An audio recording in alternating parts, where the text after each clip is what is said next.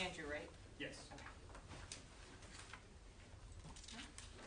Thank you. Okay, so it is May 20th, and I will call the North Kingstown School Committee meeting, business meeting to order. The first item on the agenda is to recess into executive session pursuant to RIGL 42464 for discussion of job performance, character, or physical or mental health of a person or persons, provided that such person or persons affected shall have been notified in writing and advise that they may require that discussion to be held in an open meeting pursuant to RIGL 42465A1, termination of non-certified employee A, leave request certified employee B, recall certified employee C, NEA, NK, reductions in force/reductions FTE personnel.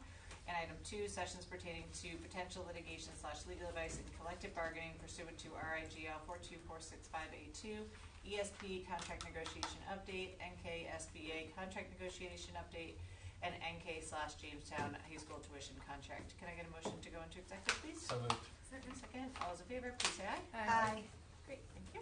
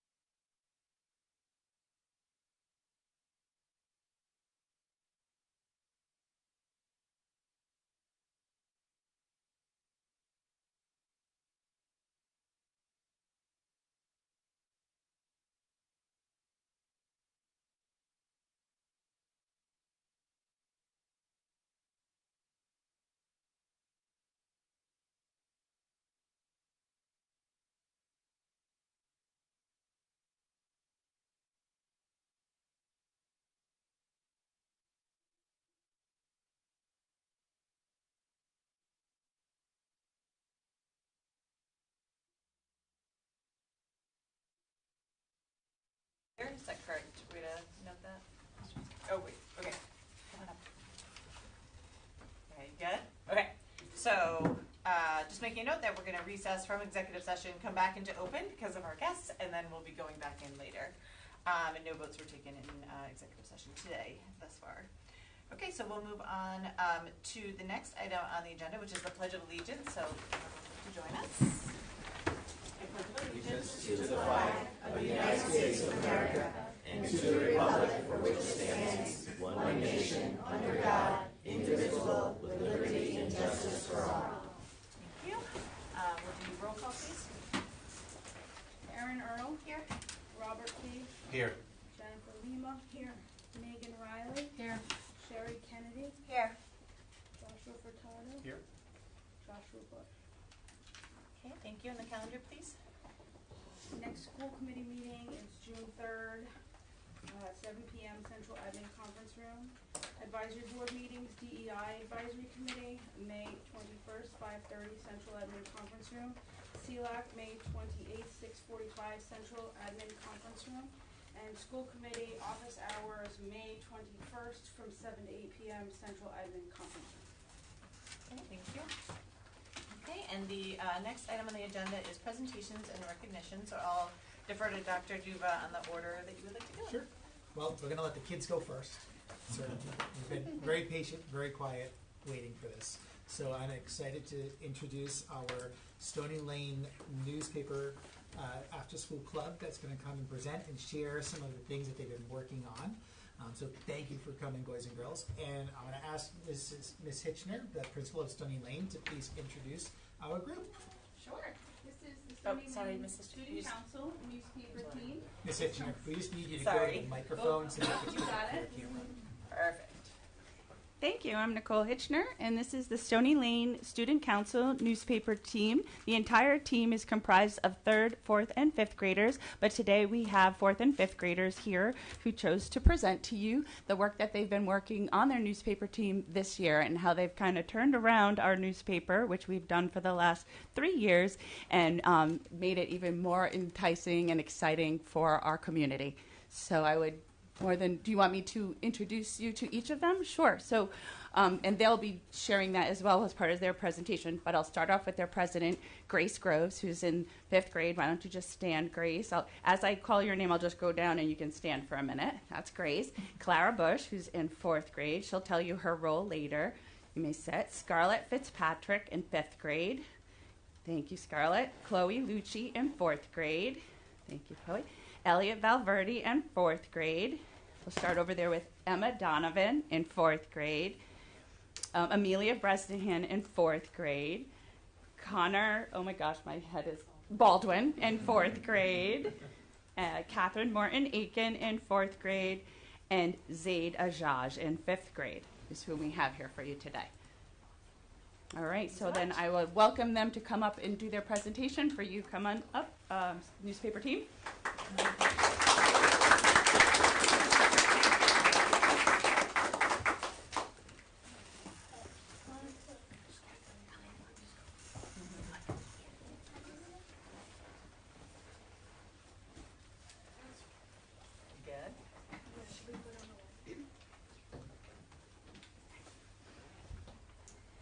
Good evening, ladies and gentlemen. Before we start, I would like to say thank you for letting us be here today. We're all so grateful and honored to be here. I am part of the newspaper team at Student Council, and today we have a little presentation for you about what we do here at Student Council. This will give you a better understanding and answer any questions you have.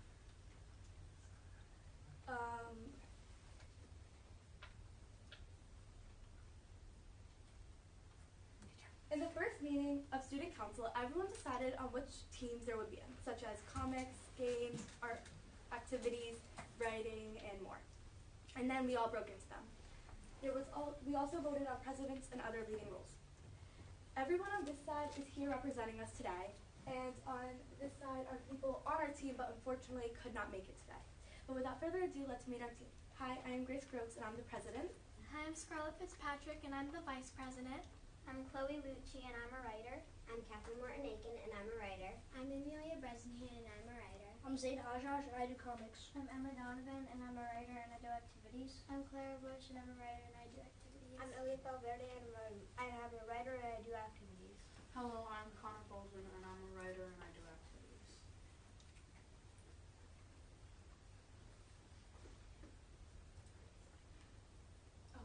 How do we make and come up with the topics? We make up the topics by asking the team. We ask if the topics we want to write about are good, and we make sure that there are no repeats in our newspaper. Here we want all of our ideas to be original.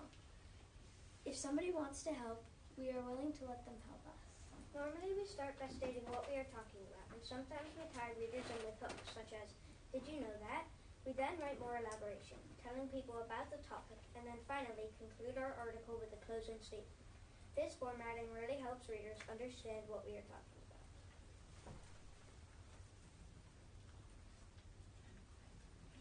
Five-star topics.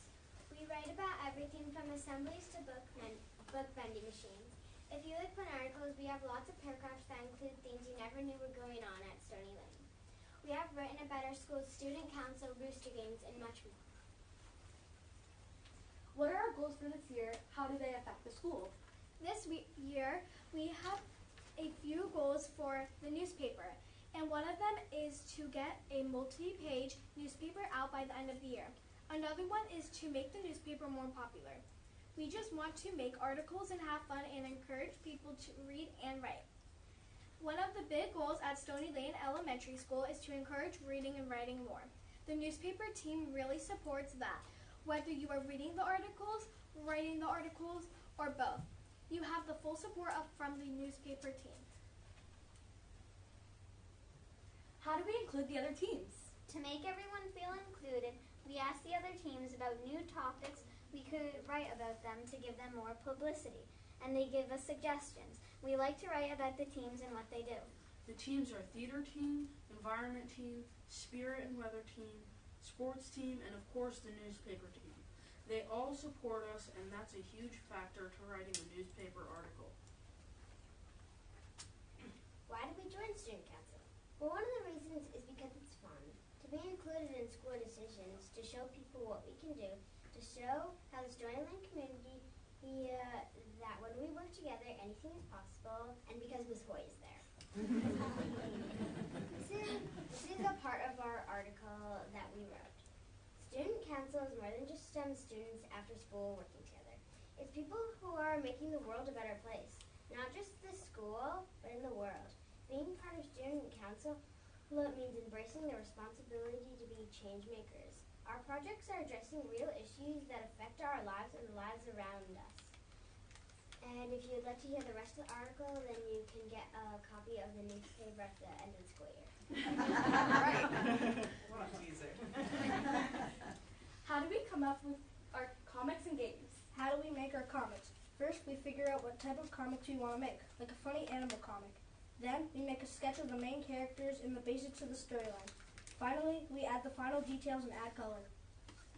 How do we come up with our games? First, we decide what type of game we'd like to make. After that, we make more drawings of scenes, characters, and more baselines. Finally, we make it colorful and tiny. Shh, don't tell anybody, but here's a little sneak peek of our newspaper. Right here is our opening page with a picture of our theater team, and this is an article that Catherine read to you in one of the other slides. Yeah, it's their opening page, and that's what you'll first see when you get the newspaper. Over here, we interviewed a boy from our school about the bookworm vending machine. We took him aside and asked him a few questions about how he did it and how he helped us get it and how it felt cutting the ribbon.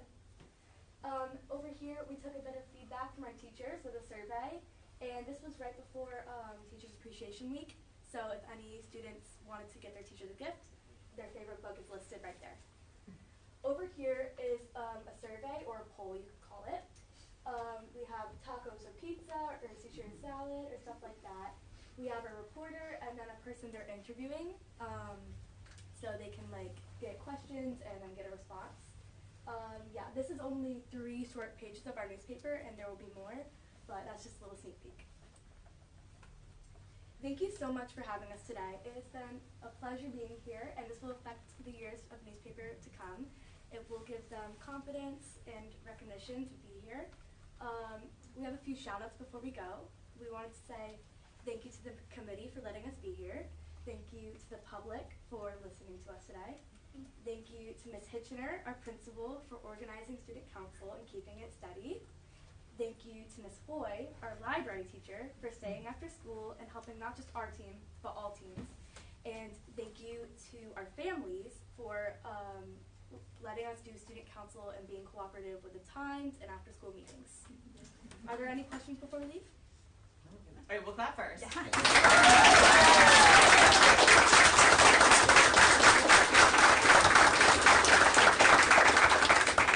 questions from the committee for the newspaper? What do you think is the most fun thing that you've all worked on together? Well, we do a lot of articles together, but I think for me, I think it's interviewing the teams and learning about what they do. Does anybody want to add on? I could agree with that. Yeah. I like interviewing, like doing the would you rather. Oh, yeah, the like which. Yeah. Tacos or pizza? Yeah. Which one won? I think it was something. Mm. I like the games because afterward I got to test them. I like drawing pickles. That is 1,000% the correct answer. Yes. Yeah. Go ahead. Because the coffee cups would be I really liked that we got to be creative with what articles we wrote, and like that we got to make them our own. We didn't just have to like copy and paste. That's awesome. Well, we are so impressed. Grace, if you don't mind, go back to that first page, go backwards, because we're going to take a picture of you all with your principal and your teacher. It's okay. You can This one? Oh, yeah, perfect. Okay. You all did a great job, and you're very good public speakers.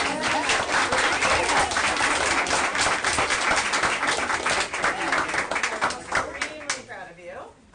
So, Mr. Hennessy, could you fix your laptop? Oh, yeah. Fit? Yeah. Okay.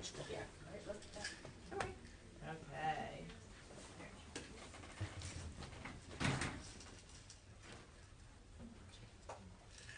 And we'll send that to Dr. Duva's assistant, so any parents that want to grab it, ask Jules. Is that okay, Ken? All right.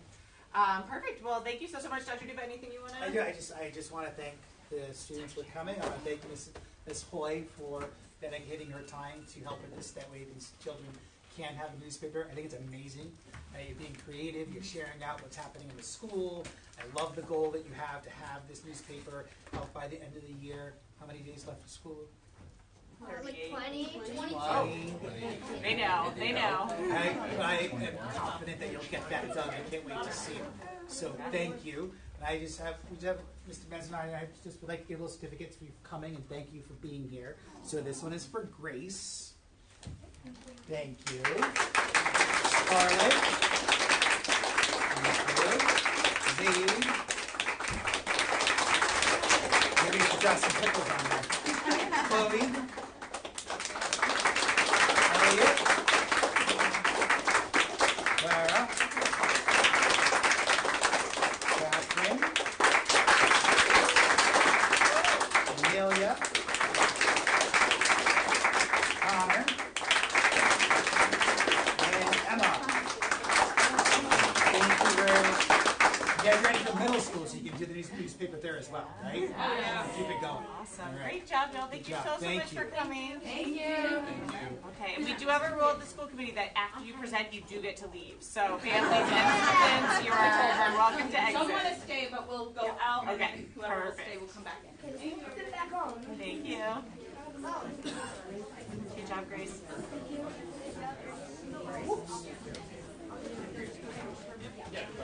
Hi, y'all.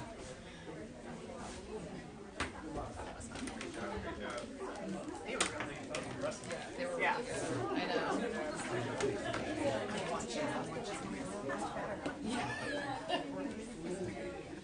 Hi, thank you all. So I think it's always good having the students come. I think it helps remind us like why we're here and the decisions that we're making, what we're doing, and kind of lets us know what's happening in the schools. So. Perfect. Okay, so our next presentation, yes, completely agree, Ken. Do you want to go in order? They're going to be hard to follow. Fishing Cove next. Okay, so we have our Fishing Cove president here, or principal, excuse me. Grace is the president, you're the principal. For the SIP presentation for your school. So we'll turn it over to you. Thank you. Do I need to stand back here, or can I stand? What do you prefer? You need to be near the mic so that Okay. the mic. I will Even though stand he here. doesn't Okay. do here, it does down there. No problem. All right. Thank you for having me here this evening. I'm excited to share the Fishing School Improvement Plan with you. This is obviously a plan that I work on with my entire school improvement team, and that we work on every month. We meet and we make adjustments and kind of look at where we're working on, what strategies we're at, and how we can move forward. So tonight I will share that with you. On this front screen it does have our school mission. So just give me a moment to read that. I'll read it to you, and then we can move to the next slide. And here's just our theory of action. If Fishing Cove builds an effective plan that aligns with identified needs, aims to improve student outcomes, and is communicated broadly with the learning community, the school can ensure that there is shared ownership of the plan among all stakeholders so that student-centered goals identified are met, so that we can meet all of our goals working together as a team. Thank you. And here's our core values. So a few years back, the superintendents worked with us at the administrative level to come up with our core values. And then what we did was we went back to our school teams and we developed our own core values that would drive our schools. This is Fishing Cove's core values. So we believe in positive relationships, making it fun and joyful for our children, collaborative where we're all working together, making sure that it's an inclusive community and that everyone feels welcome all the time, being respectful of everyone. That's, and it's a two-way street, like give respect to everybody. Our children get respect, we give respect, back and forth. And then of course being learning focused. So that's just what we decided as a unit was important to us to drive our vision at our school.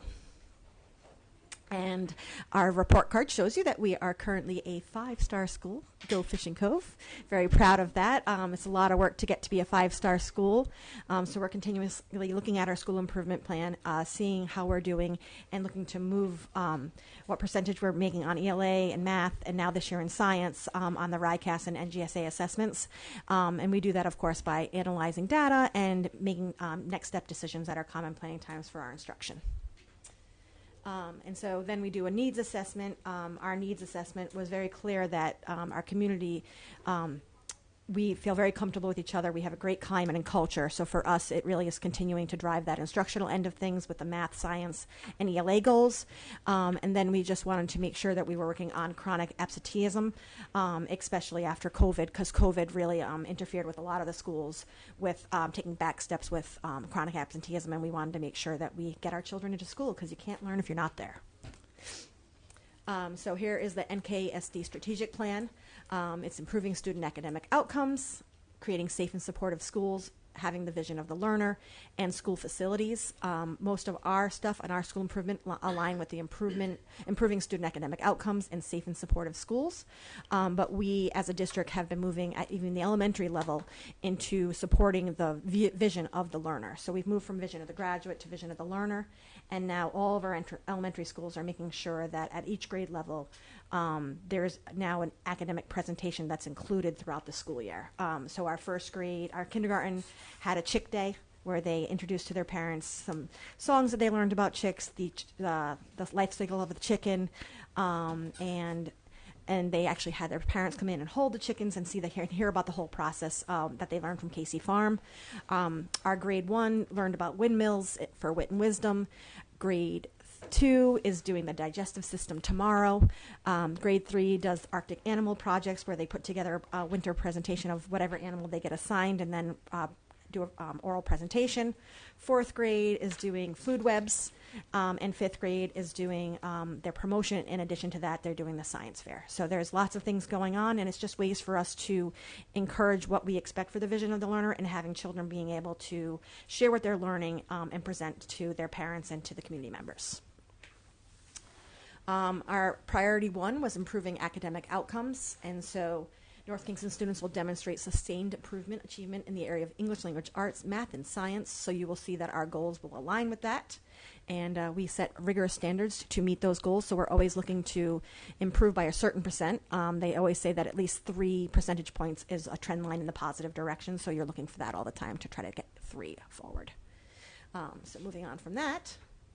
Our priority one goal is this is for our math goal, and I will tell you our math goal and our ELA goals are very similar, so I won't be redundant with that. But for our math goal, we were at 67% proficient, and we're looking to get to 70% proficient. And for our ELA goal, we're looking to go from 61% proficient to 65. The initiatives that we're following is having our professional learning communities where we're focusing on instructional planning.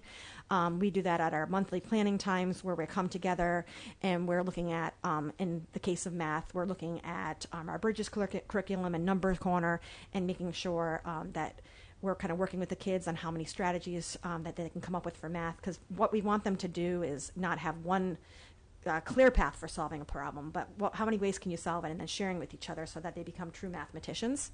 And then for wit and wisdom, there's a lot of reviewing the text, having them go back and do text evidence, comparing different texts, and learning about how to kind of represent one author's ideas to another. And so that's kind of the stuff that we are looking into when we have our common planning times. The other initiative is fidelity to the curriculum. With fidelity to the curriculum, it's making sure that we stick to what the curriculum is asking us to do. In one of my slides, I had originally about wit and wisdom. We talked about becoming less scripted, and I didn't need to keep that in our school improvement plan anymore because we really have moved away from being stuck to that script. We are much more confident now. We can stick to the curriculum, but we can also make it more engaging and fun. And that was important to us, that the kids felt that they had ownership of the curriculum and they weren't just being spoken to, but speaking about. And so that was a big piece for us. And then Initiative 3 was to improve the MTSS system and identify students in need of support. This has been an ongoing process that we have always done. This is not a new initiative. It's not a new initiative across any elementary school. I would say for the past 20 years, we've been really looking at student data to drive our instruction and making sure that we differentiate instruction to every child's individual need. So we have a very detailed data sheet that we use at our building. And now this year we've moved into branching minds where some of the daughter's data is being stored in there. And it just helps us to identify students that need intervention and urgent intervention so that we can support them. But it also identifies to us children who are just below benchmark level and maybe need a little more push to fully comprehend the course. So we might give them some small group instruction with the text that we've been doing whole group, but to give them more, just get them to the meat of it and the understanding of it more so they can comprehend. And then with our students that are at benchmark, we look to do book clubs or just for them to even start writing about what they've learned in wit and wisdom a little bit further.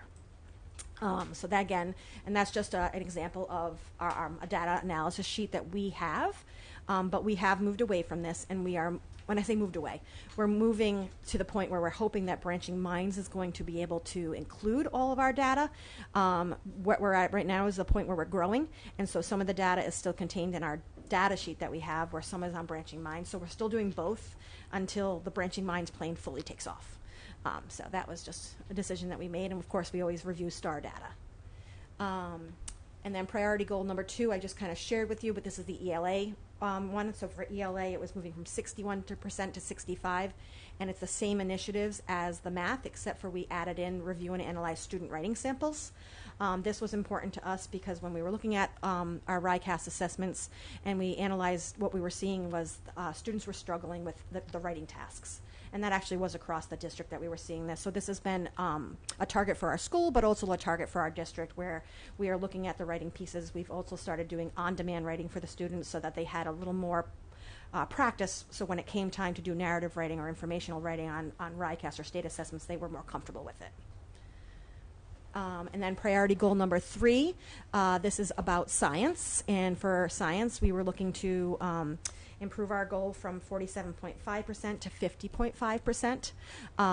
I will tell you, when it comes to science data, when we're looking at it, it's only done for 5th grade. So when you look at last year's growth or this year's growth, you're comparing completely different cohorts.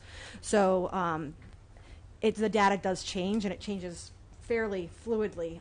But this is just an example of 1 year. But we still want to make sure that they are comfortable with how the system is, also comfortable with the standards.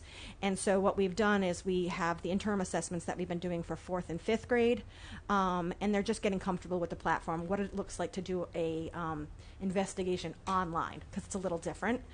They also obviously do the GEMSnet where they're doing hands-on experiments, but we want to make sure that they're comfortable, like I said, typing, doing their hypotheses and their investigations online, so when they do move from hands-on to the computer, it's not such a shock. And then for priority 2, we have safe and supportive schools, and this is about making sure that our school is a welcoming and inviting place, and I can proudly say that Fishing Cove is just that. So at our school, we have lots of wonderful events. We have STEAM nights. We do Coins for the Cure to raise money for the Leukemia and Lymphoma Society. We have a turkey trot to raise awareness for the NK Food Pantry. We have Arts Day, we have chorus concerts, so there's just a lot of amazing things going on. We also have a newspaper, but it's not quite as big as that. But we do have a newspaper that interviewed me the other day. We had a Unified Spirit Day where we worked, where the high school came in and presented to us to talk about inclusivity. So we try to work in conjunction with members of the district just to better our community. And if you can turn on to the next slide. Thanks. One of our goals is to decrease chronic absenteeism. So last year we got it to 10%, and we were looking to get it to 7%. By doing this, we have a school attendance team, which is made up of myself, the secretary, social worker, psychologist, and the nurse. And we're just reviewing the data, seeing the trends. Is there a child that's missing every Friday or Monday? Is there a child that's missing due to medical illnesses? Is there a child for other reasons such as hospitalization? Are there children that just are chronic but don't really have a valid reason that we're aware of? And how do we support that family in getting them to school? We ask teachers to send out emails to kids that have reoccurring absences and just saying, hey, we miss you, you're missing a little bit of time, it's a kind, just kind of like an encouraging. And then I'll also reach out and make phone calls. And if it gets to the point of that chronic absenteeism, we do have a meeting with the truancy officer will come in and support us on talking with parents about just how important it is to have your children in school.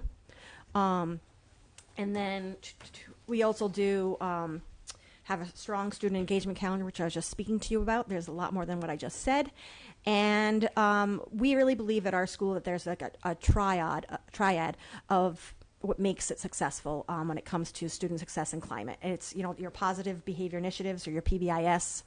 Open Circle's not up there, but that's important. Our SEL curriculum, restorative practices. I say that's probably the meat of the work, is that when children do have issues with each other, bringing them together to have those rich discussions to figure out what the problem is, what's the root cause, and how do we fix it. Because if you just address the discipline and you don't actually find out what the root cause was, it's just going to keep on happening. So we really have a very open door office policy with my students where they come to me and they ask for support. I just had a student actually yesterday come to me at the end of the day, and she said, can I come in with another child? I've been trying to ask her why she's upset with me, and she won't tell me why she's mad, and I can't fix the problem if I don't know what's wrong. And I said, absolutely. And so they came in to me at lunch today, and we sat and we talked about it. And actually, by the time I got to talking to them, they both said, we've actually talked it out and we're feeling better about it now. But it's just those kind of steps to make sure that little problems don't become big problems. And discipline and just making sure that children are held accountable when there are behaviors, but that it's fair and equitable for all. And last thing that I didn't share up there, but about chronic absenteeism, I just want to point it out to you. Right now, for our goal, it's 10%, but we are at 11% chronically absent. And with that, of course, I was disappointed because I like to achieve my goals. So I dug a little deeper, and I was able to see that 5 of our students have been out on extended medical leave or hospitalizations, which does bring us down to that 10%. And as I looked a little bit deeper, I have 6 additional students who have been out with severe medical or anxiety or behavior disorders that they can't be expected to be at school. There's a reason why they're not there. They're getting the supports they need. And this is stuff that just does not get indicated in the RIDE report. And at the end of the day, schools are not just numbers. Schools are children, and we need to make sure that we support them. Jen, in an email that she had wrote to me, she shared with me an article about perfect attendance awards, and I have been battling with that myself since COVID, because it's hard when we're telling you at one point that we want your children to stay home for fevers or for stomach bugs, and then at the other end we're telling you to get your children in, and so it's very hard. I found it that it's kind of like you're coming out both sides, and how do you talk that way? And it makes it confusing for families, and they've even stated that it gets confusing. So we're trying to think of another way to look at it, and maybe not just perfect attendance, but maybe it's positive presence at school or something like that. But again, we talk about it at our school improvement team, and we have moved away from awards, which we used to do prior to COVID. But sometimes it comes to the health and wellness of the building, and that being more important than having children in the building. So we have to make sure it's a balance and do our best to get them there. Any questions that you might have this evening? Thank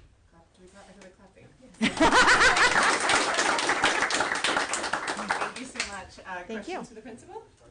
Thank you for answering all my questions, and just for the record, I am against perfect attendance in case it has. I figured that from your article. I just wanted to put that out there. But Thank you. Thank you, and thank you for everything you do. Thank you. Thank you very much. It was a Thank pleasure you. being here. Thank you for presenting. Thank you. Good job. Appreciate it. Did the school students say 28 more days? I don't even know. I personally am not allowed to go. 22? Not enough time. Depends on if they have field trips. My daughter's been counting. Okay, thank you. And you're welcome to stay, of course, but also I'm supportive. understood. You know. Thank you, Colin. You're very supportive too. Thank you. Dr. Dewey, you want to introduce? So next, Joe Rhodes. Joe is the principal of Forest Park Elementary School, and he's going to share the school improvement team for Forest Park. Thank you. Thank you. Thank you, Dr. Duva. Thank you, Dr. Earl, and members of the committee, guests, for giving us some time this evening for me to come and represent our community. It's an honor, a privilege. Forest Park, our motto, a great place to grow. So, and it certainly is. I'd like to start off, first slide, accountability. Our school improvement team is made up by a variety of stakeholders. Our primary focus when we come together is to increase our rating on the state report. Right now we are a 3-star school. I wanted to dig a little deeper into that because, unfortunately, I don't think it's a real representation of our school. Unfortunately, I do find some issues with the way that the state reports out on this data, and that's why I wanted to spend a little bit more tonight, a little more time tonight, just digging into this a little bit. So we are a 5-star school in school quality and student success, and I'm going to dig a little deeper into that. As you could see, we're 14 out of 15 points there, stars, I should say, and in achievement and growth, we have 11 points out of the 15. So those are the two main areas of the metrics. So on the next slide, we dig a little deeper into that. And on the top end of this slide, you'll see school quality and student success. And in that area, as I had said before, we're doing really well. 5 stars, 14 out of 15 points. The areas that we've been identified as a school that we need to focus on, and I think every school is always focusing on, is student growth. Specifically, growth in ELA. We have 1 point there. So we know that ELA is an area that we need to focus on. And math as well, growth in math. And next year, they're going to be incorporating, as you can see here, with the science data. So there's another area that we need to target and be very cognizant of the item analysis and specific standards. And our grade 5 students are taking NGSA, and that's part of our accountability data now too. So as you can see, we have to improve in those areas. So as I dig a little deeper into the next slide here, growth in ELA, we get into subgroup data. And our school, we are an area that we must focus on, and we've been identified by the state as a TSI school. So it's a targeted support improvement area that our school needs to focus on. And the subgroups that we need to really pay attention to is our students with disabilities has been identified, and that's the number one priority. But not far behind, that hasn't been identified yet, is our economically disadvantaged. So that's another subgroup that's right behind. Technically, hasn't been identified yet, but students with disabilities has been. And it's an area that's pulling down the school report card or the 5-star rating. So we house at Forest Park an intensive resource program. And our intensive resource program, which we love and adore, we have students that struggle to access grade level curriculum.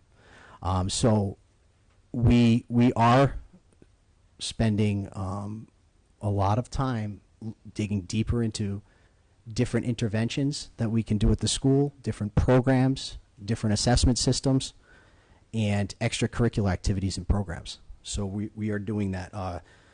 So growth in ELA, growth in math is our next slide, the next focus area. And it's similar. We're doing a little bit better in math, but again, the two subgroups that we really need to spend some time on is our students with disabilities, and then not far behind, again, economically disadvantaged. We can go to the next slide here. Some of the ways that we're doing that. Oh, our pictures didn't come through, unfortunately. Oh, there we go. Okay, you might have to click a few more times there. Okay, thank you. Pictures, they say 1,000 words, right? So some of the ways that we're trying to improve student outcomes is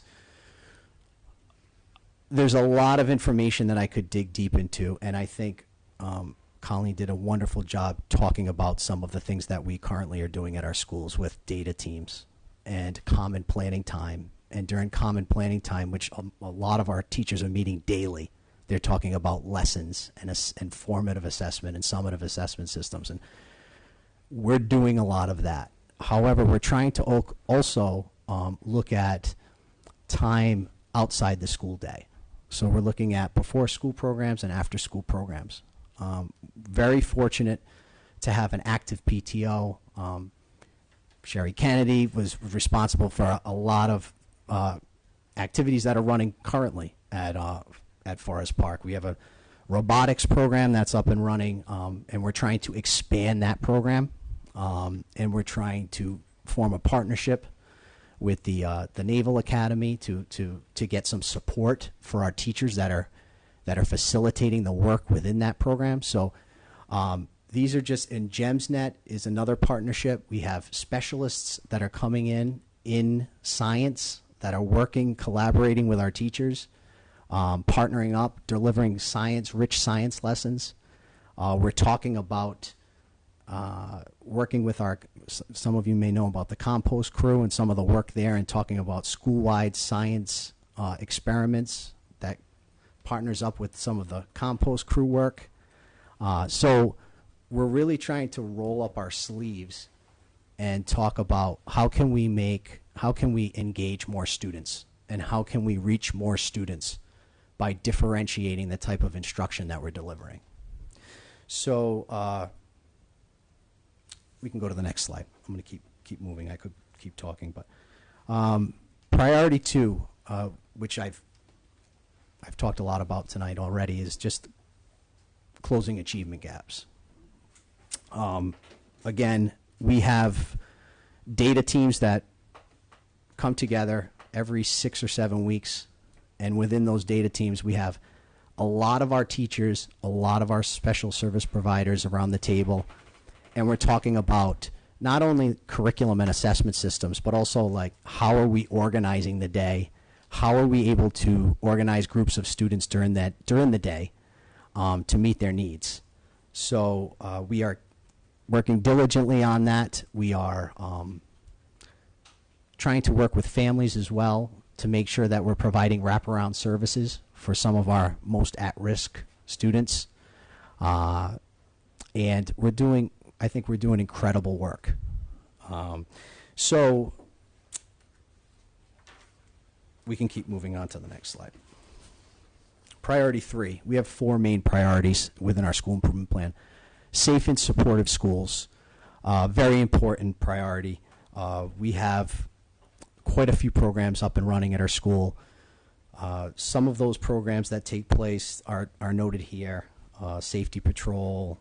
We have the new compost crew. We try to encourage book buddies. We have our PBIS program, our positive behavioral program with golden tickets. We try to celebrate accomplishments within our PBIS program and also our Student of the Month during a town hall assembly once a month. We try to make it fun and interesting. We have our mascot, the eagle, is there, and we try to invite different guests in, and we hand out awards once a month to our students. We just started to organize a student council. They're getting up and running. We're starting to figure out different types of agenda items for them to improve our school and our community. And then we're also trying to just have fun programs after school to just allow students more time to just communicate and develop friendships. So we have things like a Zumba after school program. And then obviously we're coming together pretty often to do different types of family outings and family events. We have our Arts Day coming up, I think the week after next. So that's always a fun family event at Forest Park. So we hope that, and we have seen some really great growth in our attendance rates. The last time I looked was yesterday, and we were in the top 10 in the state of Rhode Island for our attendance rate this year. So we're doing really well there, and we hope to finish up the school year in that area. So priority 4, we can go to the next slide. So the vision of the learner work, I think, is really exciting. Right now, we're kind of just brainstorming. We are doing a lot of project-based learning activities at our school, but we're trying to capture all of those types of activities and all of those types of small lessons that we do throughout the school year. So the picture to the right is actually in the teacher's lounge, and each sheet of paper there has the 4 major skill areas. So there's navigate, change, to adapt, and thrive. And then the second one is think creatively, to problem solve, and collaboration is the third, and think critically, to make informed decisions. So we have these posters in the teacher's lounge so that periodically teachers, when they're having conversations and just sharing thoughts, they can start jotting down different activities and lessons, and then throughout the school year, we're going to try to organize our scope and sequence within the different curriculums to kind of grow some more opportunities and maybe formalize these lessons and obviously get in line with what we want to see go from pre-K to 12, and then maybe have an assessment system where we can measure those skills. So that's the long-term goal, and we're hoping to continue to support that work at Forest Park. The picture to the left is just some of our faculty meetings and having those detailed conversations about that work.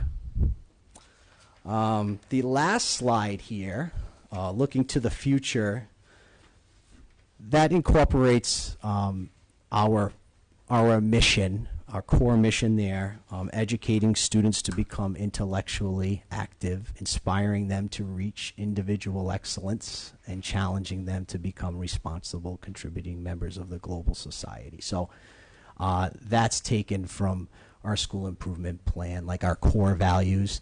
And our motto, and you hear different teachers saying it throughout the day over at Forest Park, is we keep going, we keep growing, we keep learning. We're just as into it as adults, and we try to model that for our students. So again, it's really a honor to be here speaking on behalf of such a talented, dedicated crew, team, I should say, over at Forest Park, from the teachers to the families to the entire staff. It's an honor to be here. So, thank you very much.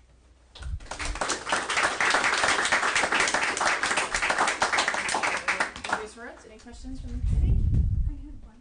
Sure. Yeah, thank you for coming. Thank you for the presentation. I had a question on closing the achievement gap. That RIDECAST Power Up program, that's in the morning before school, correct? Correct. What about students who aren't able to access programs that are offered outside of the school day? So we try to reach out, meaning transportation-wise. Transportation, Yeah. Availability. Is it a free program? So it is a free program. Okay. We tried to reach out to some of the families that we thought there may be some transportation issues, and we were able to match some families with other families. We don't have the funding for transportation, which we would love to, but we try to get creative if we think there may be a student that's interested, but there may be a transportation issue. But the program's free, and we that's the best we can do. Joe, what happens during the school day to support those students to prepare them for RIDECAST? All students. So we constantly provide RIDECAST prep time during the school day. When we're getting, we do it periodically, but especially leading up to state testing, we provide multiple assessments that mirror each. There's released items that have been provided by the state that match the type of assessments, the type of questions that they're going to see on the state test. What we did with the before school program is we tried to just really dial in and break some of those questions down so that students just didn't feel overwhelmed when they open up some of these questions. Because I don't know if you've taken the time to look at some of the like a NGSA grade 5 science assessment. You really if you did, you'd be taken back by it. So are the students who are taking this, are they just oh hey, that sounds like fun, or is it a targeted group of students? So we tried to talk it up to the students. We offered them, we have snacks in the morning for them, and we try to play some music, some light music, and it's not like a typical class. It's really laid back, and we tried to break it into smaller groups. I think we had about 4 or 5 teachers that were there. So we tried to make it as relaxed as possible and fun, and just kind of talking about, all right, let's put this up on the board here. Here's a typical one. How are we going to approach this? And just it's very informal. I love the idea of supporting it. I guess I would just like to see it be able to be offered in a way that all students were able to take advantage of it, and if it's being targeted specifically for the kids who need that additional support, to make sure that it's reaching those students, and it's reaching those students in a way that works for them. If it's students who traditionally have a hard time with test taking, bringing them in an hour before school is maybe, that's adding an hour onto their school day. So again, Yeah. Great idea, but I just, I'm wondering if there's ways to improve it. Well, maybe, Jen, what we can do in the future is working with Dr. Duba, think about from a school committee level, what resources and also scope. So understanding, this many students were invited, this many participated, and that sort of thing. So that maybe we can work with Dr. Duba on that at the higher level. Absolutely, and we've been taking some detailed data on it, so we're happy to provide some of that information for you. Thank you. Yeah, because I think it's I see what you're saying, but also it's good that we're able to do something. Absolutely. So figuring out what those gaps are would be really helpful. Absolutely. Any other questions for Ms. Rhodes? Okay, thank you so much. Thank you. Joe, thanks for presenting. My pleasure. Thank you, Doc. Okay, and then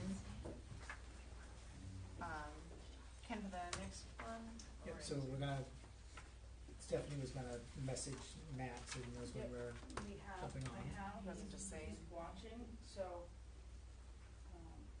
yeah, it's gonna pop in.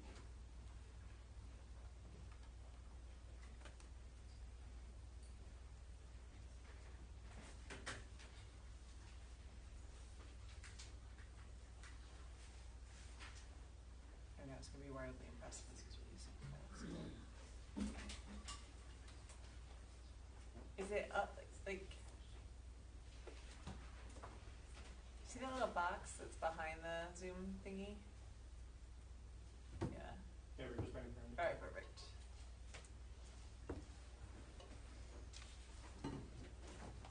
Alright, Dr. Duva, do you wanna introduce our next presentation when you're ready? Matt, can you hear me? I need some sound. Yep, let me. He's not muted, right? On his end?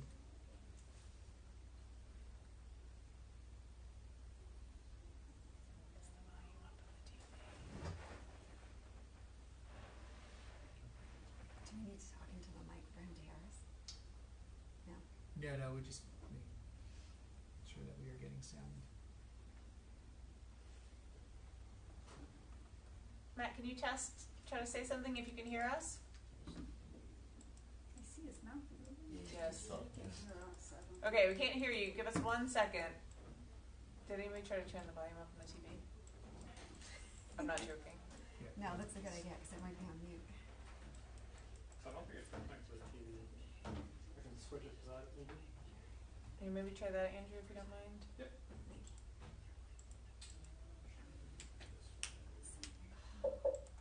Okay. Matthew, do you mind trying again? Yes. Can you hear me okay? Yay! Perfect. Can you hear us okay? I can hear you just fine. Yes, ma'am. Okay, wonderful. I'll have Dr. Duva introduce what you're about to present, and then we'll turn it over. Matt, thanks for presenting to us virtual for tonight's presentation. Matt Cropper from Cropper GIS, along Hold on with 1 second. it. Andrew, can you Sorry. make sure it's turned to them? Perfect. Thank you. So, Matt Cropper is going to present the demographic study that was completed in April for the Stage 2 application. It's the updated study to provide us forecasting for student enrollment for the next 10 years.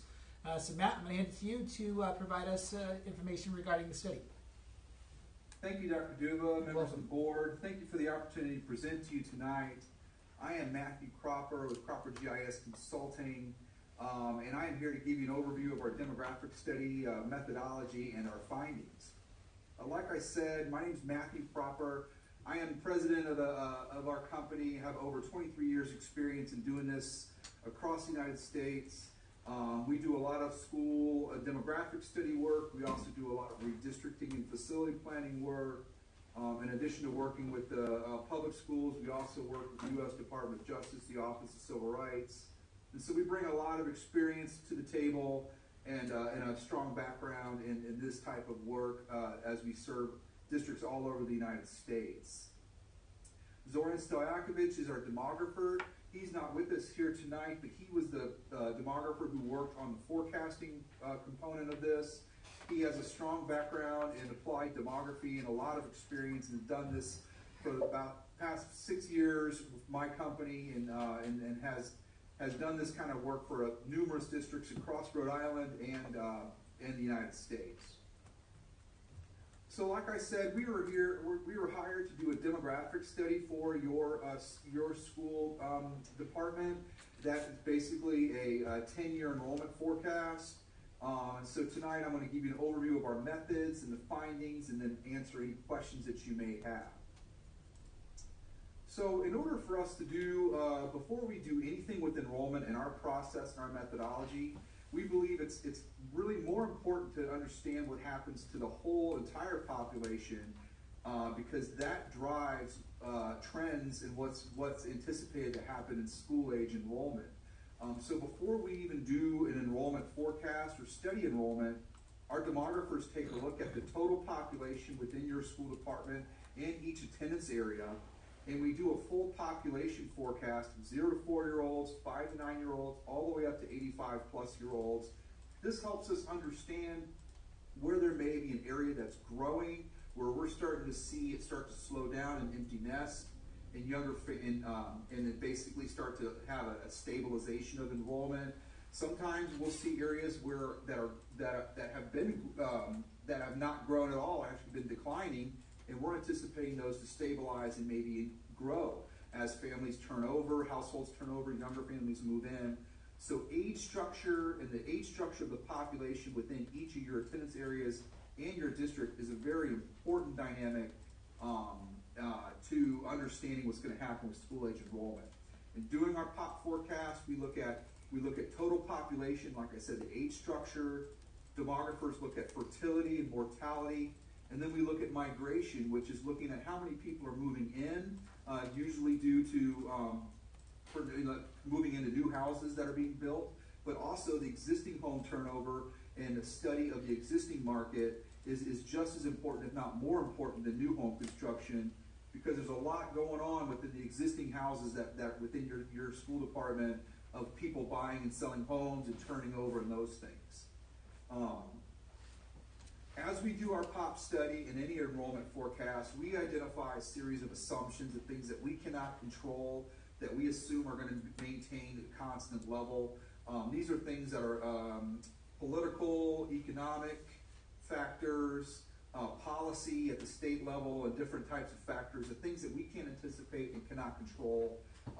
For example, things such as the 30-year fixed home mortgage, we're assuming that stays below 8%.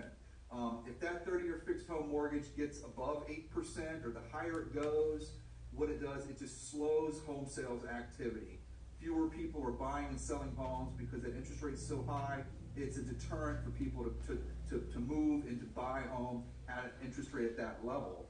Right now, it's about just under 7% last time I checked. If that interest rate goes down to 3% like it was in the early 2020s, that's going to accelerate home sales activity. And so if it goes down sort of lower, like on the 3% or 4% side, we'll probably be too low, and your enrollment numbers will come in higher than what we've got. If it goes above 8%, we're probably going to be too high, and your enrollment's going to go fall below what we have forecasted. So you can see there's a lot of other economic and data sets and assumptions that are in here within this. We're assuming similar things such as the public to private ratios, the same proportion of students attending public and private schools in your district will remain constant from the last, we look at like the last 3-year average on what we've got going with that. There's also things with charter schools and vouchers. I know that Rhode Island has a lot of charter school activity, and we keep an eye on that, but we're not anticipating a major changes in charter school activity within your district that could potentially influence and draw students out of your district. We look at other things. Another thing to note on our assumptions is the average yearly home sales activity. We're assuming about 260 existing homes bought and sold, and 120 new single and multifamily units bought and constructed, and either bought and sold, or people moving in if it's a multifamily setting. And this is what you've been averaging over the past couple years, so we're anticipating that to be relatively at similar rates. This is a population pyramid. This helps us identify the age structure of your district and helps give us an idea of what the population was like in your district and each attendance area as of 2020. The bottom bar, so each of these bars represents males and females, and the total bar is the total population. So the very bottom are 0 to 4-year-olds, then you get to 5 to 9, the next bar, 10 to 14, goes all the way up to 85 plus. This gives us indicators of the 0 to 4 age group, which would be preschool age kids living in the area in 2020. Then you got the elementary age group, middle and high school. Then there's an age group that's where most families start to form and people starting to start to establish their family. And then you've got the 30 to 54 is the households most likely to have kids. There are households that are older that have children, but this is the largest, sort of the lion's share of households that have school-age children within their households. Then we look at empty nesters and turnover. So this is the 2020 census. This is your population pyramid for 2020. And looking at this, you can see that the 0 to 4 bar is smaller than the 5 to 9, and that 5 to 9 is smaller than 10 to 14. So that tells us that if nobody moved in, nobody moved out, and your population just aged in place since 2020, you would have seen a decline in your enrollment, because you have 0 to 4-year-olds, or smaller number of 0 to 4-year-olds replacing the elementary age cohort, and same thing with the middle and the high school age cohort. So you need in migration people moving into your district just to break even, and not sort of fight this this demographic dynamic that's going on with like smaller groups of younger population kind of aging into the system. Looking at our 2035, this is our 2035 forecast. So I'm going to toggle back and forth. As you can see, the top of the bar in your pop pyramid starts to get larger and more wide, and this is basically the aging of your population that's happening in districts all across the country. An interesting statistic in North Kingstown, and something that we see in a lot of other places, is about 73% of your population, households in your district, do not have children under age 18. And so there's a lot of population, the majority of the population within your district does not have school-age children in them, and that's something that we're tracking and looking at. We see some growth happening and forecasted in your enrollment, and a lot of that's due to people aging out, and a larger share of homes available for younger families to move in, and that's going to cause, we anticipate your enrollment to increase. This is an interesting statistic that helps us identify how many children at each particular age lived in each attendance area as of 2020.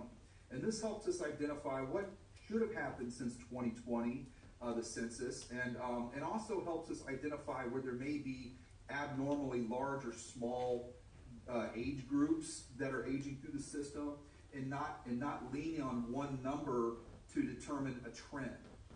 So, for example, if you look at this, you could see, like in Hamilton, there was 105 12-year-olds, but 79 11-year-olds, and then 99 10-year-olds. So, if you look at this at that one particular year, when that 11-year age group aged up, you could have seen a drop of about 20 so kids or something like that. And sometimes people think, oh no, what's going on? We're declining because we dropped, but then the next age group that's coming in is 99, closer to that 105 size group. So this helps us see where there may just be a one-year abnormality, and we don't anticipate it as a trend, but we can see the ebbs and flows and little bubbles that exist in each particular attendance area. Another interesting thing is you look at the right side.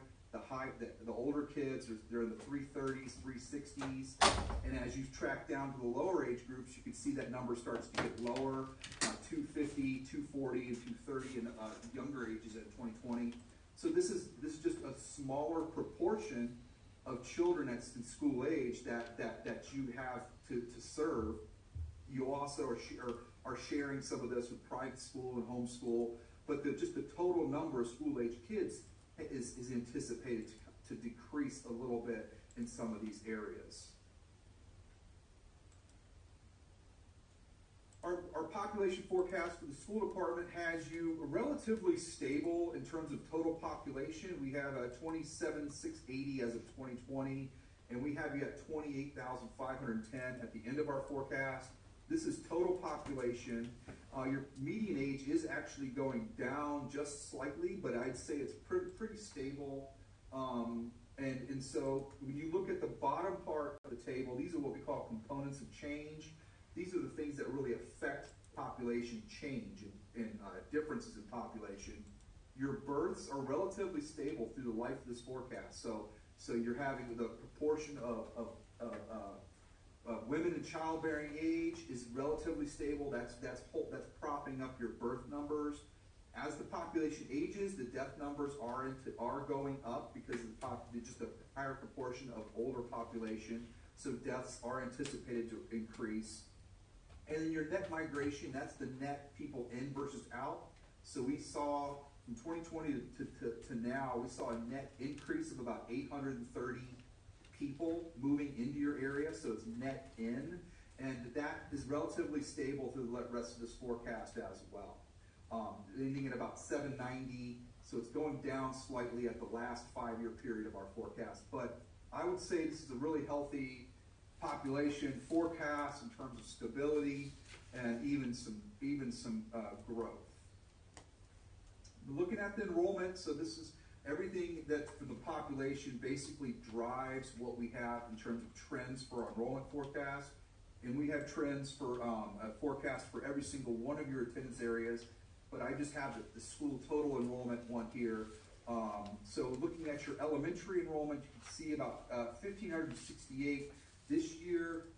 And your elementary enrollment is just a steady increase in our forecast, ending at about 1,633 at the end of our forecast, a little bit below 100, but going up in elementary ages. Middle school as well, 820 now. That's a steady increase, all the way up to ending right below 900 at the end of our forecast in the next 10 years. And then your high school is more stable. We do see as cohorts are moving through, you have a couple of smaller cohorts that are aging through in the next couple of years. So we see your high school going a little bit below 1,300 in the next few years. And at the end of the forecast, it's going to level back up and end real close to what you have right now. And your total district enrollment is 3,786 right now, and that's anticipated to be at about 3,900 at the end of this forecast. So I do have forecasts in the data, the full report with me that I can refer to if you have any questions about any specific schools. But I'd be happy to answer any questions, other questions that you may have. Great, thank you so much, Matthew. Questions from the committee regarding the report? I have one question about the information that you received from the town. How was it just simply detail, like numbers, data, or was it any more detailed than that? The town gives us a lot of insight towards housing that's being planned and the number of units and kind of where it's located and the anticipated build-out schedule. So we use that data, but we also lean heavily on other national resources, such as Zillow has a good repository of home sales activity and also active homes that are for sale. So we use that as well. But the town gives us a lot of good information related to planned and active residential development information and anything else that may cause a change in the total population or migration trends and things like that within your district. Okay, thank you. Other questions from the committee? I think I just had one. Obviously, a pretty impactful thing happened in 2020 when the census was being done. How are folks like you controlling for the fact that there may have been fairly large changes as a result of that?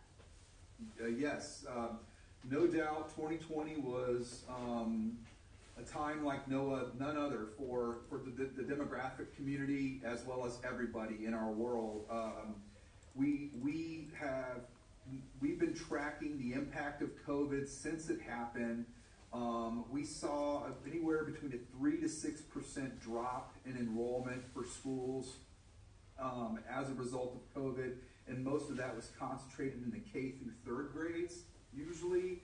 And so we do use the COVID year as kind of an abnormality, and we don't lean on that and incorporate that into our trend. So our demographers look at data prior to COVID, and then luckily now we're 5 years past, so we can look and see how you have rebounded, come back from COVID.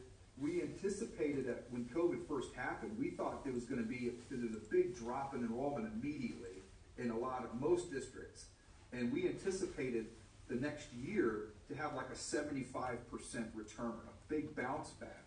But actually, what we saw in COVID was it was a slow matriculation back into the public schools since COVID.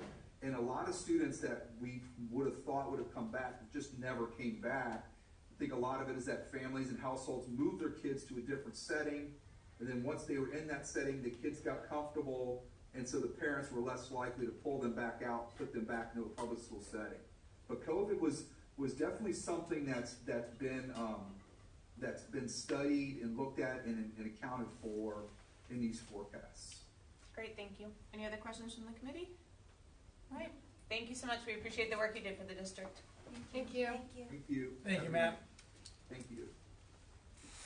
Okay, so that brings us to the end of our presentations and on to citizens' comments. Our apologies on the length of the presentations today. And so do we have anyone signed up for citizens' comments? Thank you. The first one is Paul.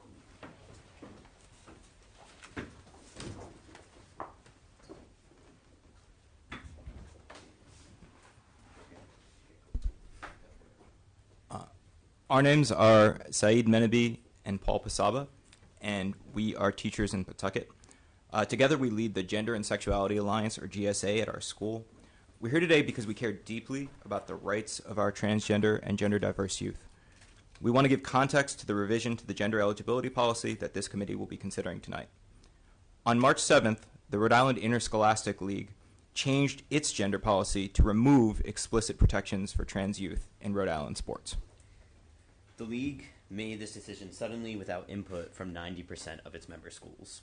Furthermore, they did so despite clear guidance from Commissioner Infante Green and Attorney General Noronha to maintain policies protecting the equal rights of trans youth.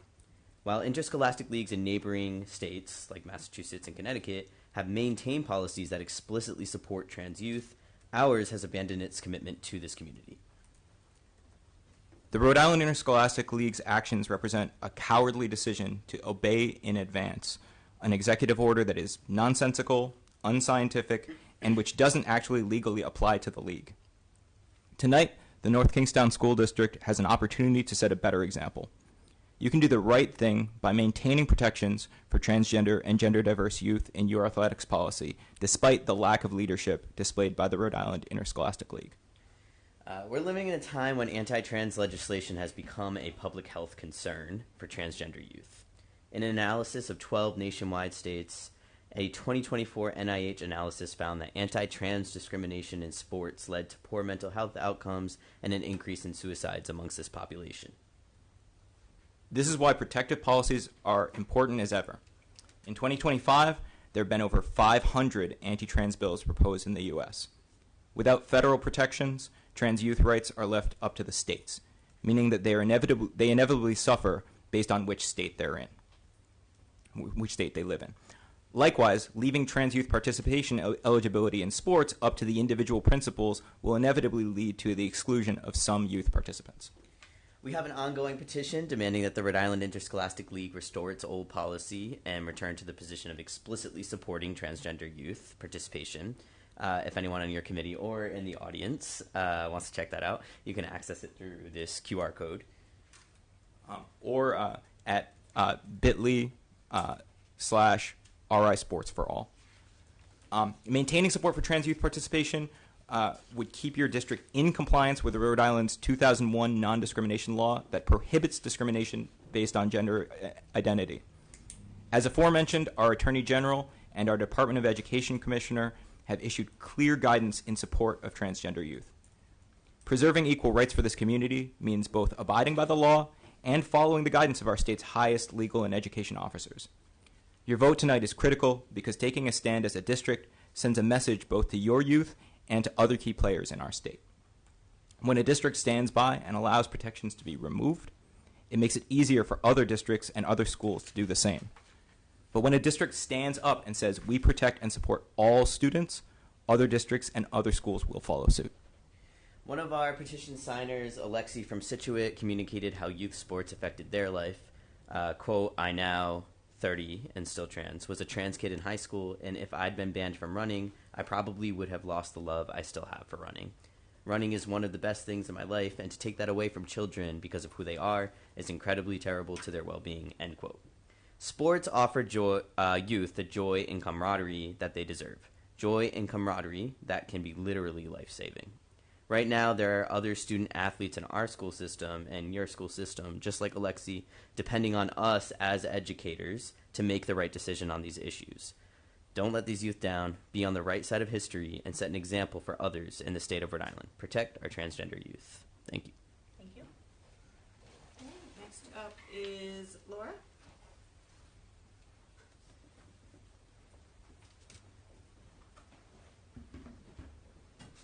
Hello, ma'am, sir, and the committee. Thank you so much for giving me just a few minutes today. My name's Laura Bateman. I'm just a mom. That's the capacity I'm here in. My family moved here to North Kingstown in 2021. We're active duty military. I'm stationed at Naval Station Newport, and we were only supposed to be here for 3 years. Years ago, we bought our dream home in Ohio. We've been ready to peel out. But we have completely upended that plan. We've rented out the dream house in Ohio. We're going to stay here in North Kingstown. Having lived everywhere in the world, literally around it, I can tell you, like, we have never lived in a community like North Kingstown. It's a special place, and I'm always amazed when my neighbors who have been here forever and they lived here generationally, they seem to take it for granted how special it is to have a community that is so kind and really representative of all the values that were up here on these presentations today. And a community that invests in itself and invests in its facilities, resources, and definitely its schools. The biggest draw keeping us here is the schools. It would be great to go back to Ohio and have some family support with the kids. That's where everybody is. But for what my kids need now, the educational support that we get here in North Kingstown is simply phenomenal. I cannot say enough good things about it. I will not retread many of the good things because I've already submitted 2 letters to the committee, and that's a coincidence. I am not a committee stalker, but I submitted one about the outstanding care and education my special needs daughter is getting at Fishing Cove. I cannot say enough good, fantastic how they have affected her and our family.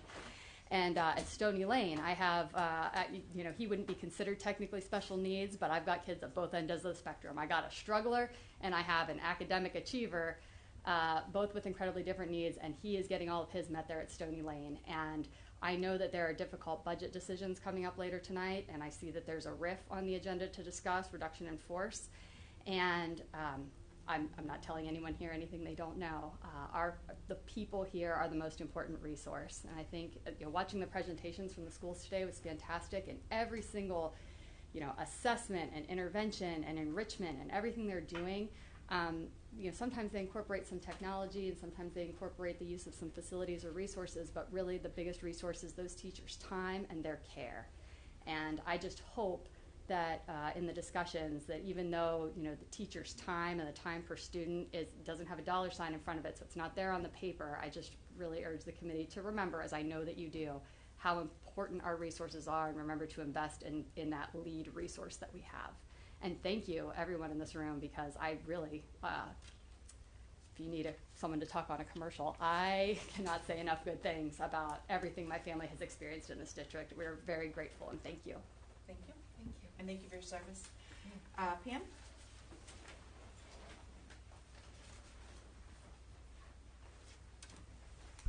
Pam Panero, 710 Slocum Road. Good evening. I'm here tonight to speak about the grading policy.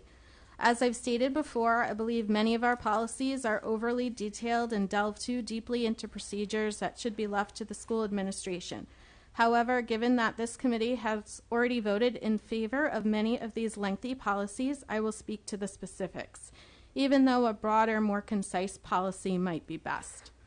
I did not study education formally, but I speak as an engaged parent, a former successful student, a longtime youth program volunteer, and someone who believes in North Kingstown's vision that all students will achieve rigorous learning goals and will continuously improve in their academic growth. I want to focus on that word growth, which ironically we heard a lot about tonight. We all recognize that middle school students are not high school students. They are at a different stage in their development, academically, socially, and emotionally. Because of this, I do not support applying the same grading policy to both middle and high school students. My major concern is the retakes. Let me be clear. My natural instinct is to not support retakes at all.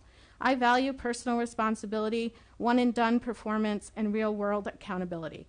But after deeper reflection, considering diverse learning styles, developmental readiness, and the actual purpose of education, I have come to advocate for a phased reassessment policy similar to what is already present. To me, this is a balanced compromise. Middle schoolers are learning how to learn. They're building executive function skills, planning, studying, managing time. For many, this is their first encounter with high expectations or academic struggle. Allowing reassessments at this level is not about lowering the bar, it's about laying the foundation. Retakes support persistence, may reduce anxiety, and give students another opportunity to truly master the content. But this flexibility should not extend indefinitely. By high school, expectations should rise. The purpose shifts not just content and mastery, but preparation for adulthood, college, and careers. At that level, deadlines must matter. First attempts must matter. And failure, when it happens, must be a meaningful learning experience, not something wiped away by unlimited second chances. At the very least, I urge the committee to implement a clear no retake policy for AP and dual enrollment courses. These courses are designed to reflect college-level rigor. Retakes don't align with that expectation. And if colleges are doing retakes, I have issues with that as well. And this policy must be clearly communicated to students and parents from the very beginning through course handbooks, AP nights, and open houses. Lastly, I read all the feedback submitted by teachers to the Policy Advisory Committee, and I hope all of you did as well. Many of their concerns and ideas have real merit. There seems to be room for compromise. For example, exploring different weightings in the grading categories. If retakes are eliminated, maybe that balance can be adjusted in other areas. In conclusion, I urge this committee to send the grading policy back to the grading committee with constructive feedback. Allow them to continue working collaboratively with educators and stakeholders. We all want what's best for our students, and that requires a policy that is thoughtful, developmentally appropriate, and reflective of our shared values. Thank you. Thank you. Okay, those are the only names I have signed up. Anyone else here for citizens' comments? Okay, we'll pass that down to Stephanie. Okay, thank you so much. And we'll move on to superintendent report. Dr. Dubo?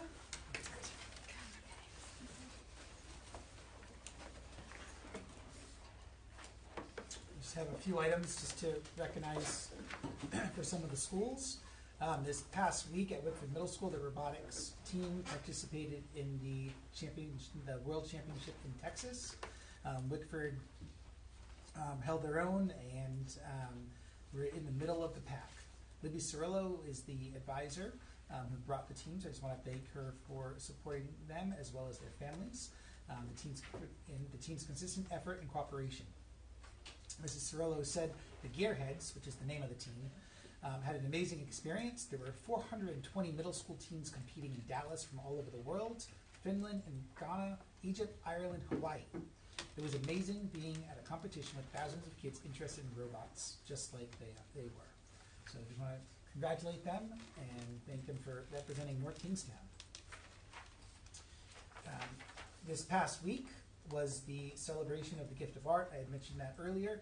We had 9 students who had their art represented at the ceremony. And I want to thank all of the art teachers. Unfortunately, I was unable to go because we were doing interviews for the RFQ bid for the architects, so I was not able to be there. But most of our art teachers were, and the student artwork was showcased.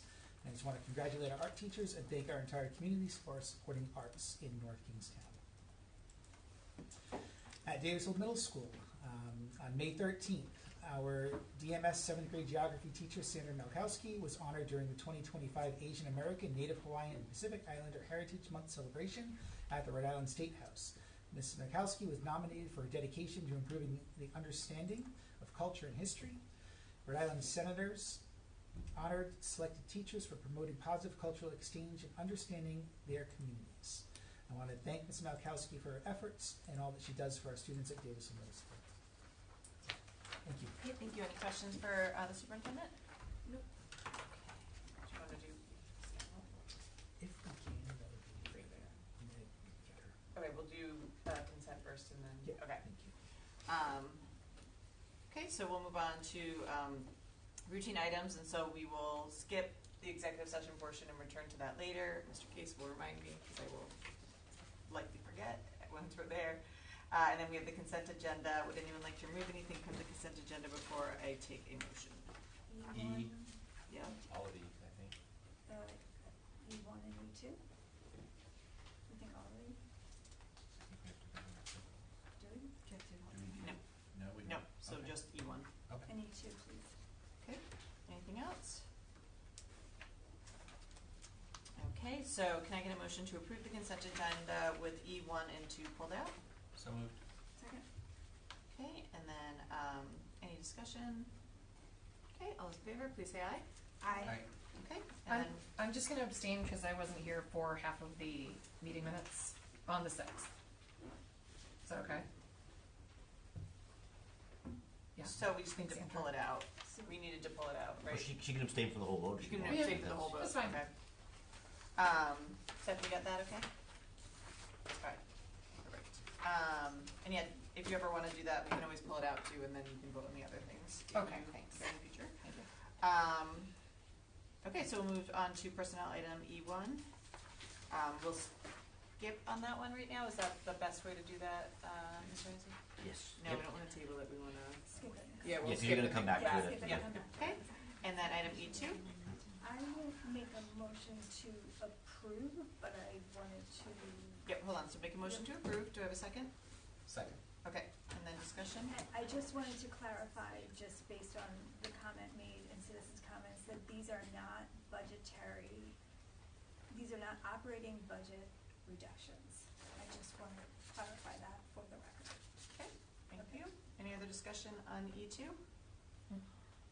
Okay, hearing none, I'll call the question. All those in favor, please say aye. Aye. Okay, thank you. And then, can I get a motion to move up item C from unfinished business? So moved. Second. Okay, so we'll hit that one next. And I'll turn it over to Dr. Duba. Sorry, can I just ask a quick question? Sure. D in consent. Haven't we not done that yet? No, it was in consent. Okay, but I thought that was, sorry, okay. No, never no mind. worries. You sure? Thanks, yeah. Okay, so we're gonna move unfinished business C to be the next item. So we had a motion and a second. All those in favor, please say aye. Aye. We're just moving it. Okay. And so Dr. Duba for E. Go ahead. Did you say E or C? No, C. C. ESS. ESS. Yes. Yep. So is there This anything? is- This was yeah. a follow-up, and That's so we it. just wanted to. Mrs. Cawley. Mrs. Cawley, I just wanted to know the bid was approved. Thank So you can leave. Okay, Thank you that's for being I thought here. she was gonna be. Like, if you had pulled it out, she would have, but Yeah, okay. you didn't. So we're good. Like nobody did, so we were good. Okay. Yeah. I'm gonna recuse from this one, so I'll see you guys in a little bit. Perfect. We'll get you once we're done. Thank you. Okay, and so this was on.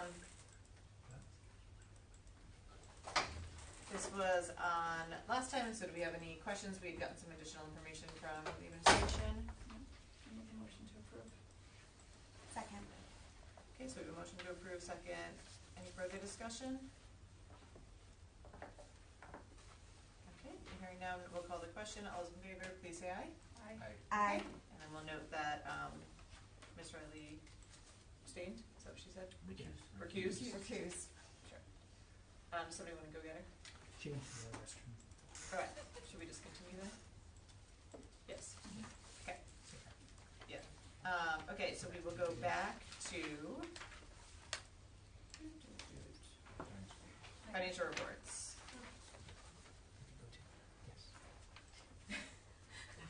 Stephanie, you are excused. Principals, you are ready? Yeah, I'm just letting them know, they can all go. Alright. Like, Except for Please Leslie. don't stay. You're not. I'm in here for the long. Yes, you all want to stay. Okay. Thank you. Thank you for coming, but you have a long day tomorrow, so thank you. Yep, you're good for executive.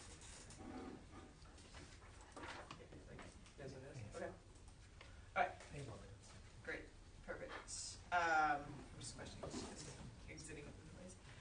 Okay, so we have the financial reports. Any questions regarding the financial reports from the committee? Okay, hearing none, we'll move on to the advisory subcommittee reports. Policy first, Jen. The Policy Advisory Committee last met on May 12th. Back in September, we made modifications to our middle and high school grading policies to reflect current practices at the time. A grading committee was then formed to thoroughly review them with the intent of standardizing practices with a goal to bring proposed revisions back to the Policy Advisory Committee by May. After several meetings that they held over the past few months, the administration brought forward a proposed combined policy at this past meeting. There was feedback received at that meeting via citizens' comments and discussion at the meeting, noting that the current draft might need some additional revisions, but that in order to pass something prior to the start of the next school year, it needed to be moved forward to the school committee and that edits could be made there. Updates to the district's curriculum review policy were also discussed, and that policy is on our agenda this evening as well. Our next meeting is scheduled for June 9th at 4:30. Okay, thank you. Any questions for Policy Advisory Committee? Okay, we'll move on to budget and finance. Sure, we met on last week. It's kind of quick. Just we approved several recommendations to the school committee. That's all going to be discussed during the FY26 budget agenda. So I feel like you need to hear it twice, unless you really wanted to. Okay, any questions for budget and finance? Okay, health and wellness. The Health and Wellness Subcommittee met on May 14th, and so first one of our goals was discussing vaping prevention. The meeting prior to that, we had the North Kingstown Prevention Coalition come in. So we kind of put some agenda items of stuff we wanted to do. First, asking administration to provide us with information on like where the vaping signage is located at school, and also information on vaping detectors and like where they're located and what buildings they're in. In our next meeting, which is June 11th, we're going to ask Kayla from the North Kingstown Prevention Coalition to bring examples of vaping signage they might have at the coalition, also their visual presentation that she told us about on vapes, and also just seeing if she has information she can for presentations for assemblies for maybe the schools can use to educate students, and also information from the coalition on a presentation maybe for PTO meetings to educate parents.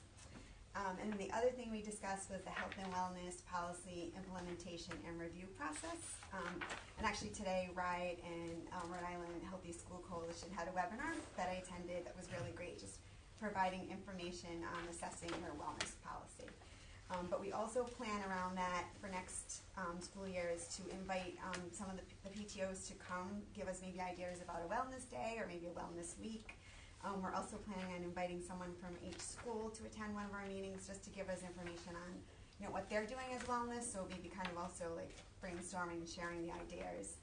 We also like to invite the PE teachers, especially to give us ideas around maybe how we could help them increase physical activity at the school.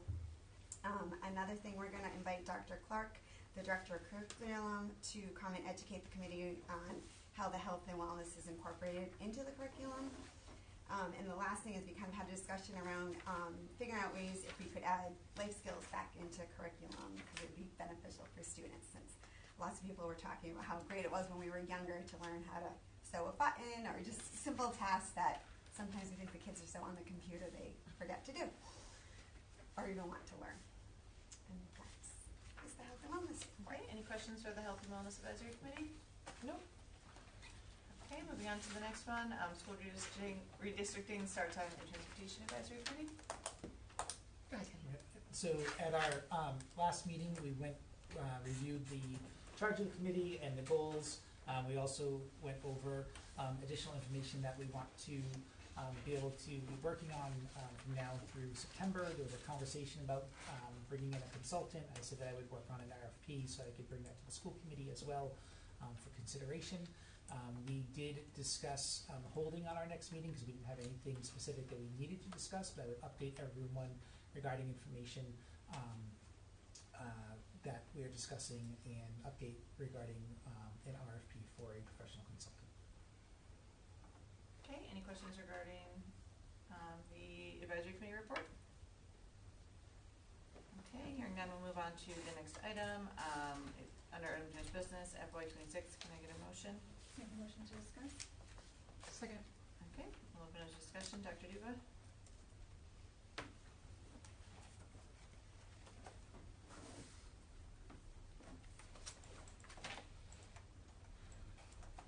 Did we skip financial reports, or? We did that. You did that. I totally missed that one. Right. It was a riveting discussion. That's okay. We went through. That's right. Like I knew that. Like we waited to what year we were with it. So, all right. So now on to budget.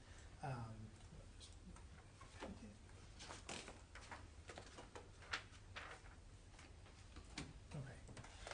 You have in your packet a breakdown of the increased expenses since FY26, as well as the potential revenue for the FY26 budget.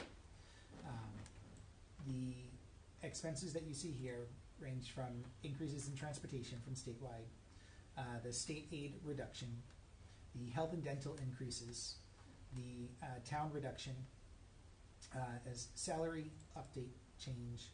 That was just based on a formula that Leslie had found in the document that needed to be fixed. That was in the spreadsheet. CTE tuition came in slightly higher for next year, so there's a slight increase there. The preschool budget, that item is there because now that the preschool is moving to DA, Leslie had prepared a budget for them because we have to have that separated out in UCOA. The fiscal software, Tyler fiscal software we use came in slightly higher than expected. And then the solar credits, which is an agreement that the previous administration had made with the town, that the credits that are coming off our electrical bill go to the town. Unfortunately, those have been increasing, and so that was an increase of $150,000 that we were not anticipating, so we needed to make sure we planned for that for the upcoming fiscal year. So that totals $953,490 that we had to make up for. When we look at revenue that's coming in, we are recommending to increase the investment revenue account to $25,000 from what we previously placed in there. And we are also expecting an increase in our tuitions from other LEAs in the amount of $264,597,000. So that component of the revenue is $289,597. The town also gave us an additional appropriation to make up for the health and dental increases in the amount of $285,047. So those are areas that we can, put into that difference that we had mentioned. What you see on the right side are the potential possible cuts that we are recommending to make up the difference. In operational, we're looking to cut $50,000 under the furniture and fixture for administration, and that's based on not relocating and being able to keep what we currently have. Reducing the catering and food line by $4,000, decreasing the professional fees and dues under curriculum by $2,120, decreasing the facilities line by $10,700, which is for tree service. That is a one-time spend that we can wait on, and decreasing wellness PD of $10,000. That's a total of $76,820. In addition to that, we have other areas that we are able to balance out the budget. We know more about the retirees that are coming in, so with the current retirements, we can save $168,240. And that would be the breakage from retirees at top step plus masters and hiring staff that come in at a less salary. The web coordinator stipend positions of $4,500. We're going to move that function to the IT department. Curriculum coordinator stipends of $5,000. It's just a reduction in budget amount based on usage. Reduction of student services part-time clerk. When we met with the student services director, she recommended that was a position that we can cut, so it's one part-time clerk, and that's $12,587. With the move of the preschool to Davisville Academy, there's also the change in the clerk there, because there is a full-time secretary at DA that will be taking on those responsibilities. So that's a reduction of a part-time clerk of $20,901. Difference there because of their benefits. That's why there's a difference in the two. Reduce elementary by 1 FTE. That'll be $90,035. Reduction of the equity school belonging and engagement coordinator be $88,403. And the removal of the math interventionist at the middle school of $90,035. Those last three are staff. We are not recommending all three to be cut from the budget. We just went through where we could possibly make cuts. Obviously, we don't really want to make any of those cuts within staffing, but those are the three areas. I believe when we met as a budget and finance advisory committee, looking at all of the items, if we did not place the three staff members, it was a difference of about $75,000. So between 75 and say 100, that we could make up, find ways to make that up within the budget, looking at different allocations, not to have to cut staffing. Okay, thank you. Dr. Duba, questions from the committee? I had a question about, and I think I can ask this at this time because it is about budget and impacting the budget. When we moved to DA, and I think I did ask about this previously, but I'm just trying to figure out, are you going to require an extra building principal or administrator? No, we won't. So the DA program has a principal. The early childhood program has an administrator. So Jackie DiLorenzo is the early childhood administrator, so we do not. When the preschool moves, the early childhood administrator would be going along with them for oversight of that program. Okay. And it also falls under the special education department, student services department, and the director and assistant director in that building as well. Okay, thank you. Thank you. Other questions for Dr. Duba? So I'm just going to come right out and say that I don't think that we should be cutting any positions. I also don't think we should be cutting the wellness PD. Like these are things that we have worked to put in. So I went through the spreadsheet, and if you pull the wellness PD out, and if you pull those three positions out, meaning in terms of the numbers that you put in, we were shortfall of about $100,000. So there were three items that we have paid for the past, 2-3 years with ESSER. We put those back in our budget this year, the curriculum type items. So we could, in theory, pay for them for one more year out of our fund balance to give us one more year to kind of get our feet back underneath us. That would give us $70,000 to $80,000 of that 100.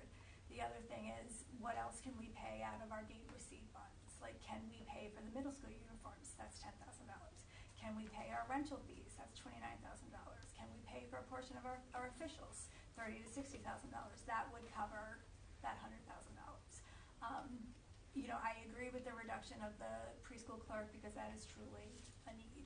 And if we don't need the student services clerk, that's fine. But before we even look at cutting personnel, I think we need to make sure that we have pulled every single penny out of our operating budget. Okay, thank you. Other questions or comments? I had one question, Ken. For the wellness PD, I know that original request and that amount of money had come directly from the group, the teachers group that was working on that. Are we recommending that request, or are they no longer requesting that $10,000?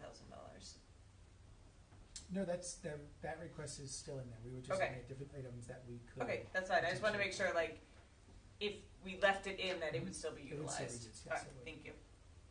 So at the Budget and Finance Committee meeting, I believe that there was talk about cutting at least one of those three positions.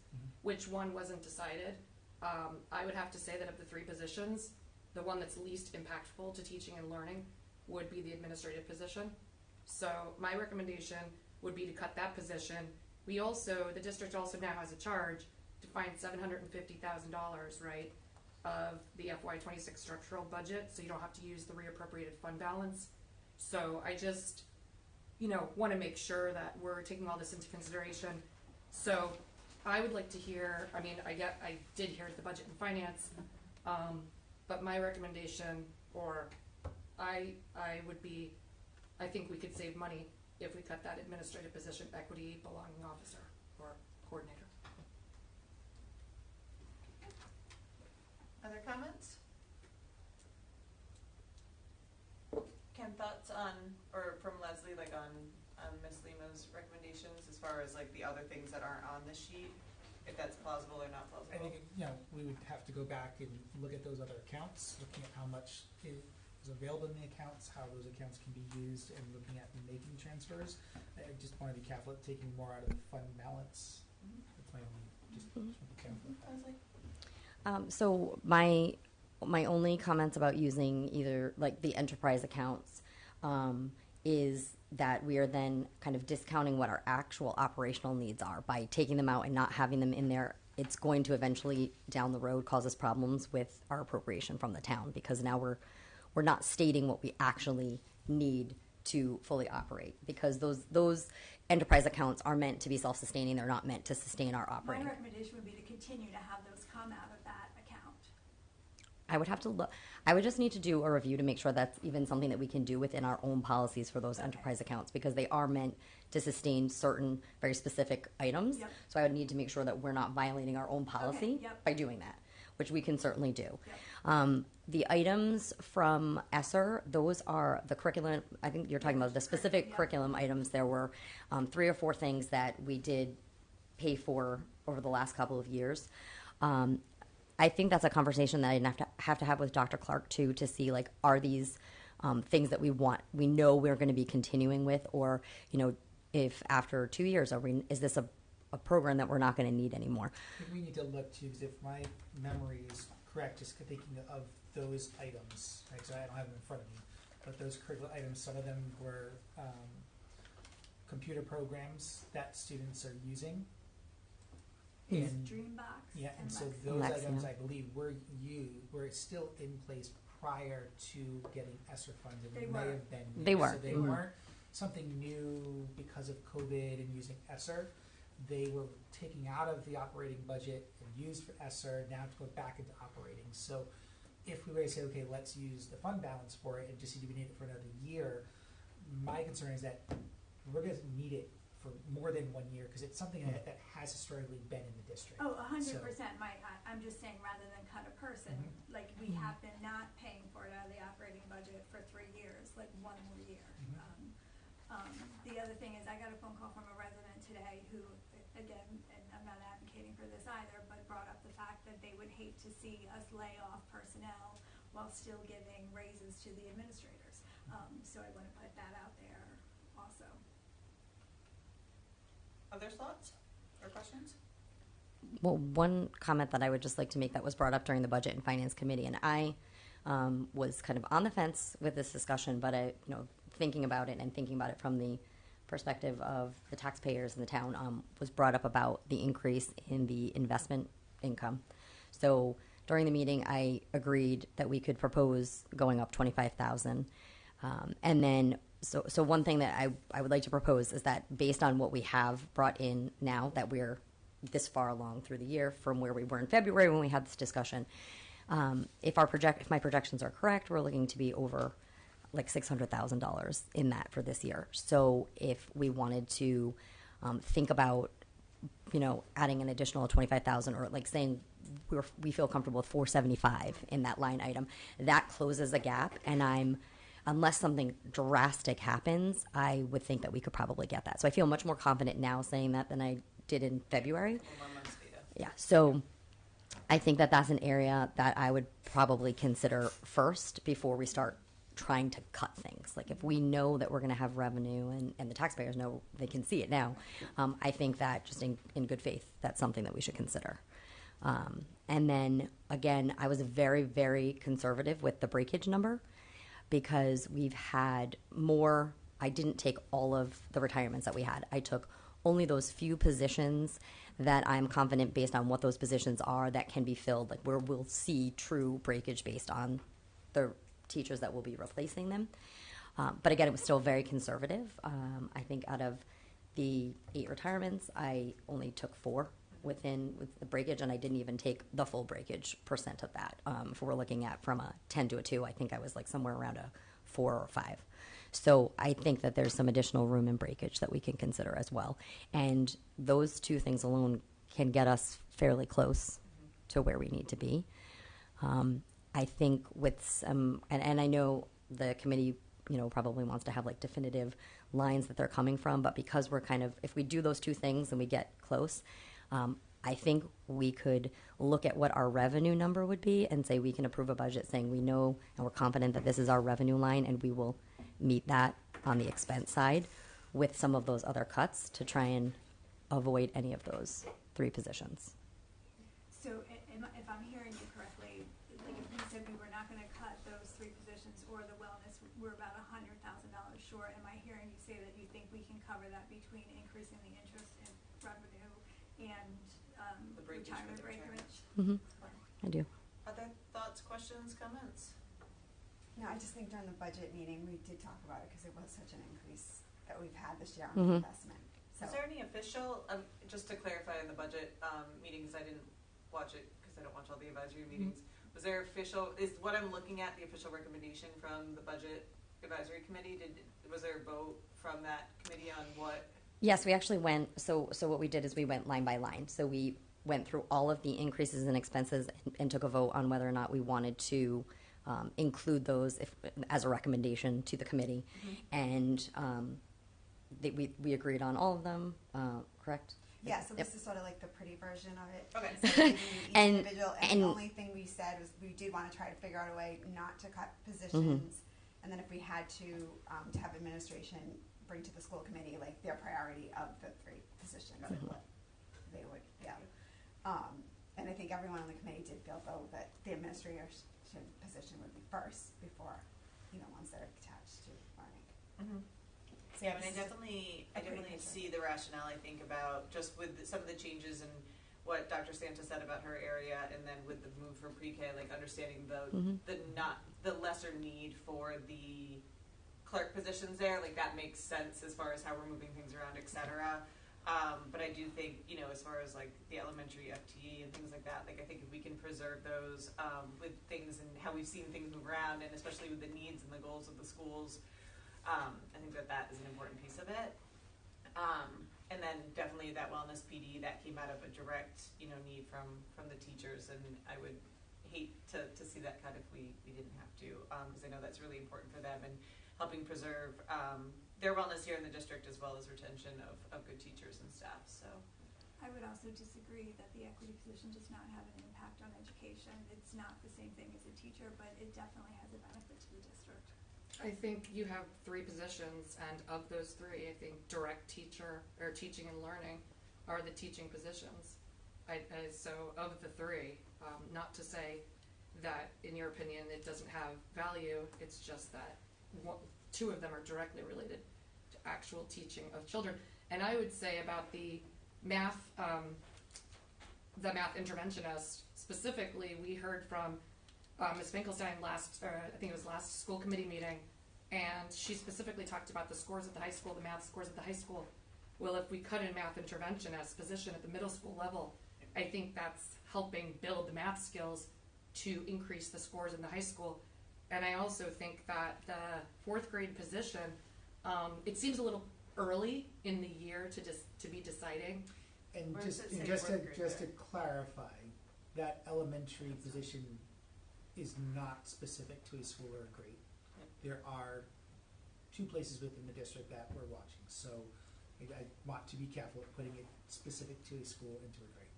Yeah, isn't it just basically once you have the numbers, that's where the teachers got, right? Like it's not. And it could be that it may not, it could be that, there is a grade level that doesn't need the same number of classrooms, but there could be a grade level somewhere in another school that we have to add a teacher. Yeah. Well, I just needed clarification on that. Yeah. Thank you. Because there has been Well, leak and of for good information reason, before but I don't give want to it. pretend that I Provide didn't know what I was information. talking about, because I know very much what I'm talking about. So I just want to be very clear that if that's, regardless, I think it's early in the year to be deciding that we need to cut a position, especially if more kids move into the I district. agree with you with that, especially with watching the. Yes. Erin, I just any wanted other to finish questions with or Dr. comments? Duva. Yeah, I was just finishing up my conversation with Dr. Duva during the meeting. So thank you for explaining that. Comments or questions regarding the budget? I have one more, just a note on the tree service. I know that seems like a simple and easy thing to cut, but trees can often result in safety of students, especially depending on what's needed. And so I defer to the team, but I don't want to overlook that as it seems like an easy one. Like, I want to make sure that our school playgrounds and outdoor spaces are safe for students. So And my recommendation was going to be, since this particular time that Mr. Murphy and I put this in, it was because we had a very specific need for trees. I was going to recommend that we potentially use fund balance for this one time, take it out of the operating and use it for fund balance, and then work to get it back in. But because I know we had a very specific need for this. He's here. He's ready. it was general. If I remember, there was a couple. Go ahead, Chris. I'm sorry. That particular dollar figure was based on a thorough tree assessment on a walk through the entire district. And so that was a number. Within, I think I added $200 to it just in case we had to add something else.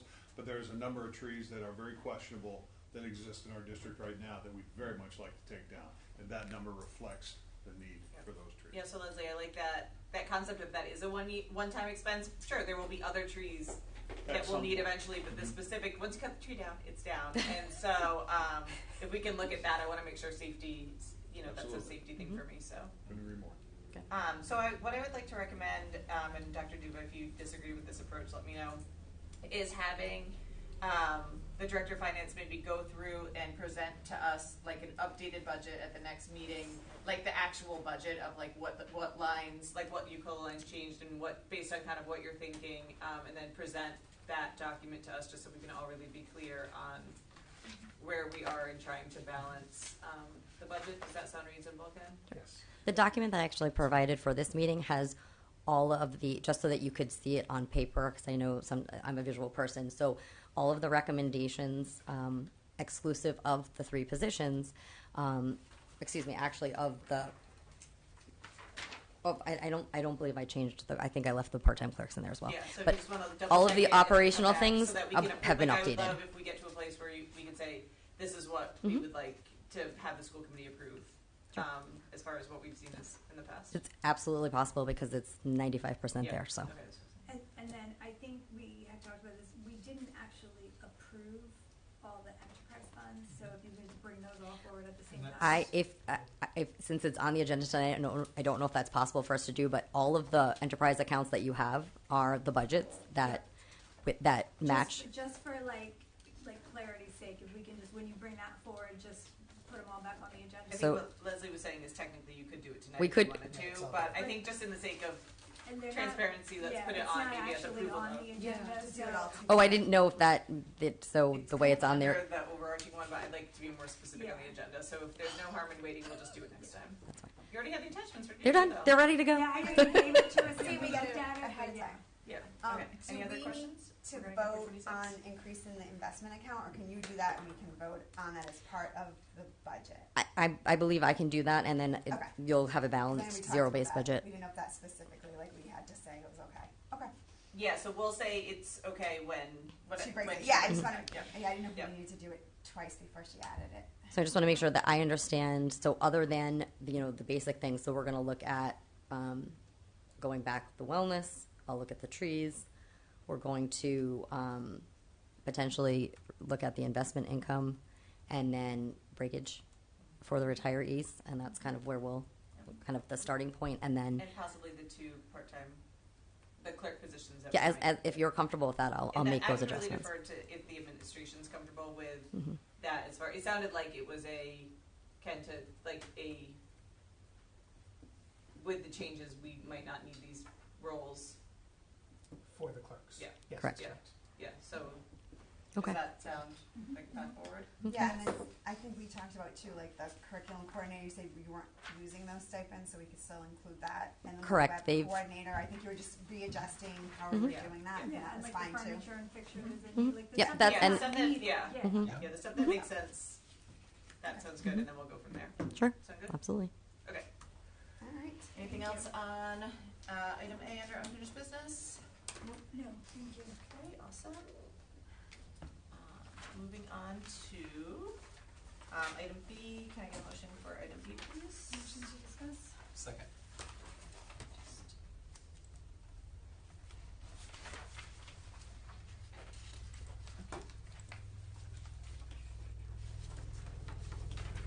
Okay, Ken, do you wanna say anything before? Yeah. Well, I was for Ken. Ken can phone whatever friends he would like. I think it is. Thank you, Leslie.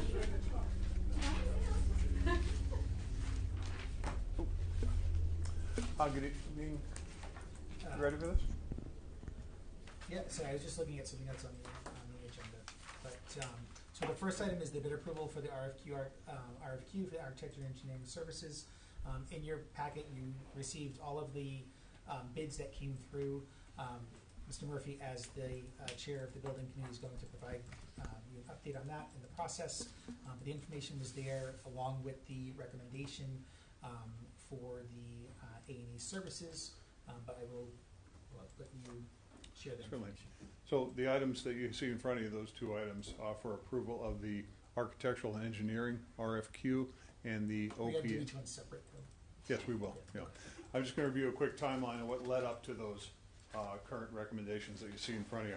On Friday, May 2nd, Dr. Duva and I hosted a public session for the opening of RFP 2025-15, and RFQ 2025-17. 2025-15 is for the OPM services on the new middle school and the general management of the CIP. 7 OPM firms responded with submissions. They were Downs Construction, KCM Corporation, Colliers, the Peregrine Group, Turner and Townsend, ECC Corporation, and Jacobs. The respondents for RFQ 2025-17, which is for architectural and engineering services, 5 firms responded: Studio Jade, Rouse, Tecton, Torado, and DBVW. That afternoon of the Friday, May 2nd, by 4 p.m., all submissions had been electronically forwarded to building subcommittee members, noting that the assessments of these submissions should be conducted prior to the upcoming meeting on Wednesday, May 7th, where we would meet and rate and rank the submissions, and that from these rankings, we would invite three of the top ranked submissions to sit before a non-quorum interview panel of building subcommittee members for 30-minute interviews. On Wednesday, May 7th at 6 p.m., the building subcommittee met, and through the use of a detailed assessment worksheet combined with deep conversations about each firm, the submissions were rated and ranked. The following is a list of the top 3 ranked submissions for the RFP and the RFQ. For the OPMs, number 1, 2, and 3 came out Peregrine, Colliers, and Downs. For the RFQ, for architectural and engineering services, it was DBVW, Rouse, and Studio Jade. Those 6 individuals will be invited back for face-to-face interviews. On Wednesday, May 14th at 3 p.m., the interviews for the top 3 RFP candidates were held. And on Thursday, the 15th at 3:30 p.m., the interviews for the top 3 RFQ candidates were held. The interview sessions for each firm on both days lasted for 30 minutes. 15 minutes were dedicated to the firm presenting to the interview panel. The remaining 15 minutes was dedicated to the firm being asked questions specific to their processes, procedures, experience, etc., by the chairman of the building committee, myself. Worksheets with the questions were passed out to the panel members and collected after the interview sessions. Based on the presentations, the answers to the interview panel questions, the overall interview itself, and in-depth conversations immediately post-interviews, the 3 interviewees for each submission were ranked as follows. For the RFP for OPM, Peregrine Group came out on top, followed by Downs and third-ranked Colliers. For the RFQ, DBVW was ranked first, Studio Jade second, and Rouse third. It is the Building Committee Subcommittee's unanimous assertion that the following firms be retained for the following RFP and RFQ. For RFP 2025, Peregrine Group for the OPM services associated with the construction of the middle school and general management of the CIP. For RFQ, DBVM for architectural and engineering services. DBVW. Did I get it? DBVW. W. Thank you. It's okay. For architectural and engineering services associated with the CIP. So that led up to what you see in front of you now. So again, the timeline, it was a busy 2.5 weeks, let me tell you. Appreciate your time and those who served on the committees, etc. Questions from the committee?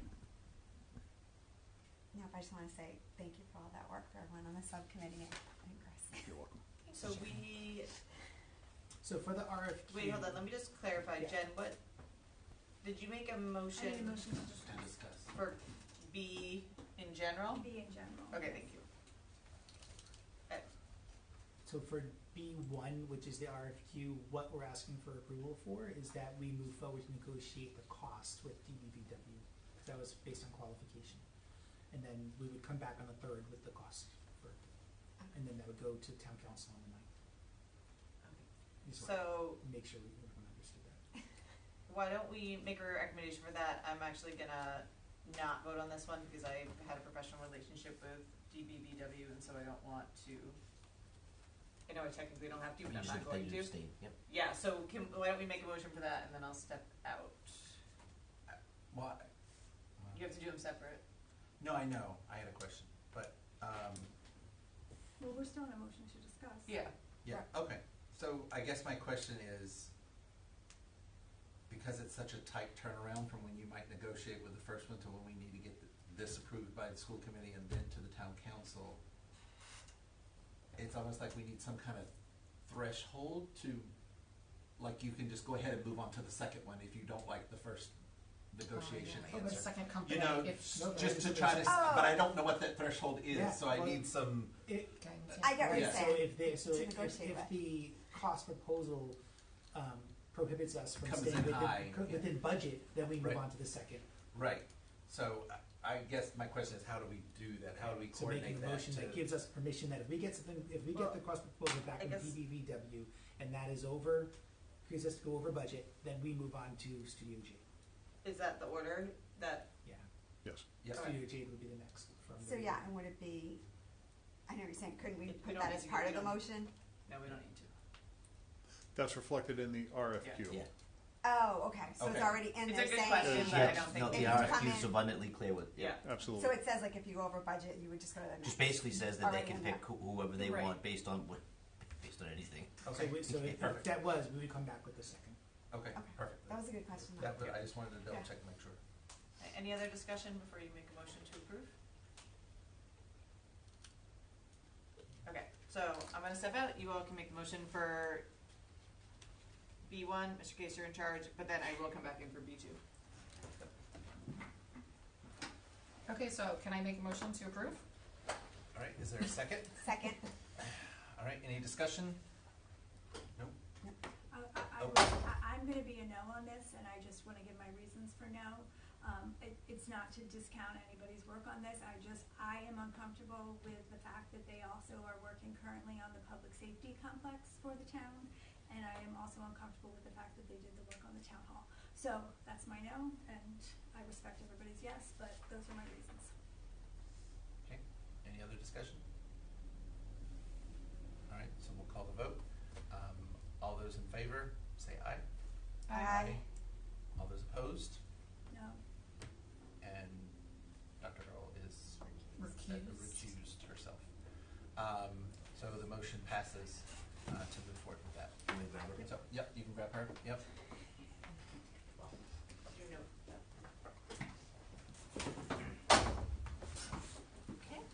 Okay, and then the next item, which is B2. Can I get a motion for that, please? Make a motion to approve? Second. Okay, any discussion?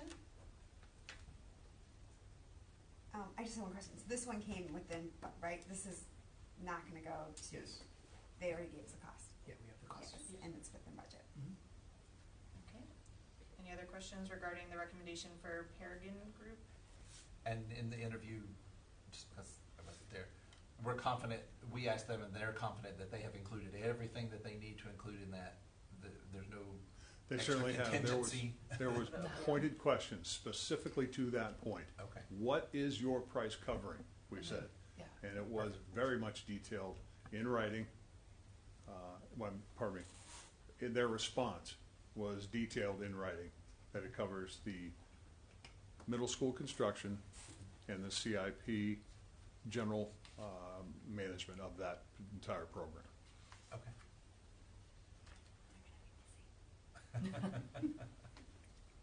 Okay, other questions?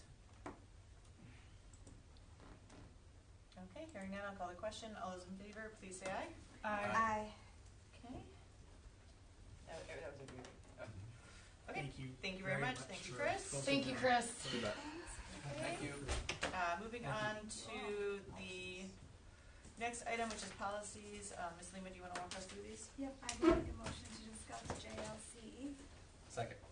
This is the first read on this annual update for this policy, which is submitted by the North Kingstown School Department School Nurse Coordinator. We'll see it one more time before voting on it. A few things I just wanted to note in here that I noticed going through it, and I will make these updates for the next one. Page 3 references a fair food allergy. I have no idea what a fair, F-A-R-E, food allergy is, unless that's some weird medical term. I think that needs to be fixed. The language needs to be updated to reflect inclusive language, replacing all of he, her with their, or them. We reference. It's an acronym.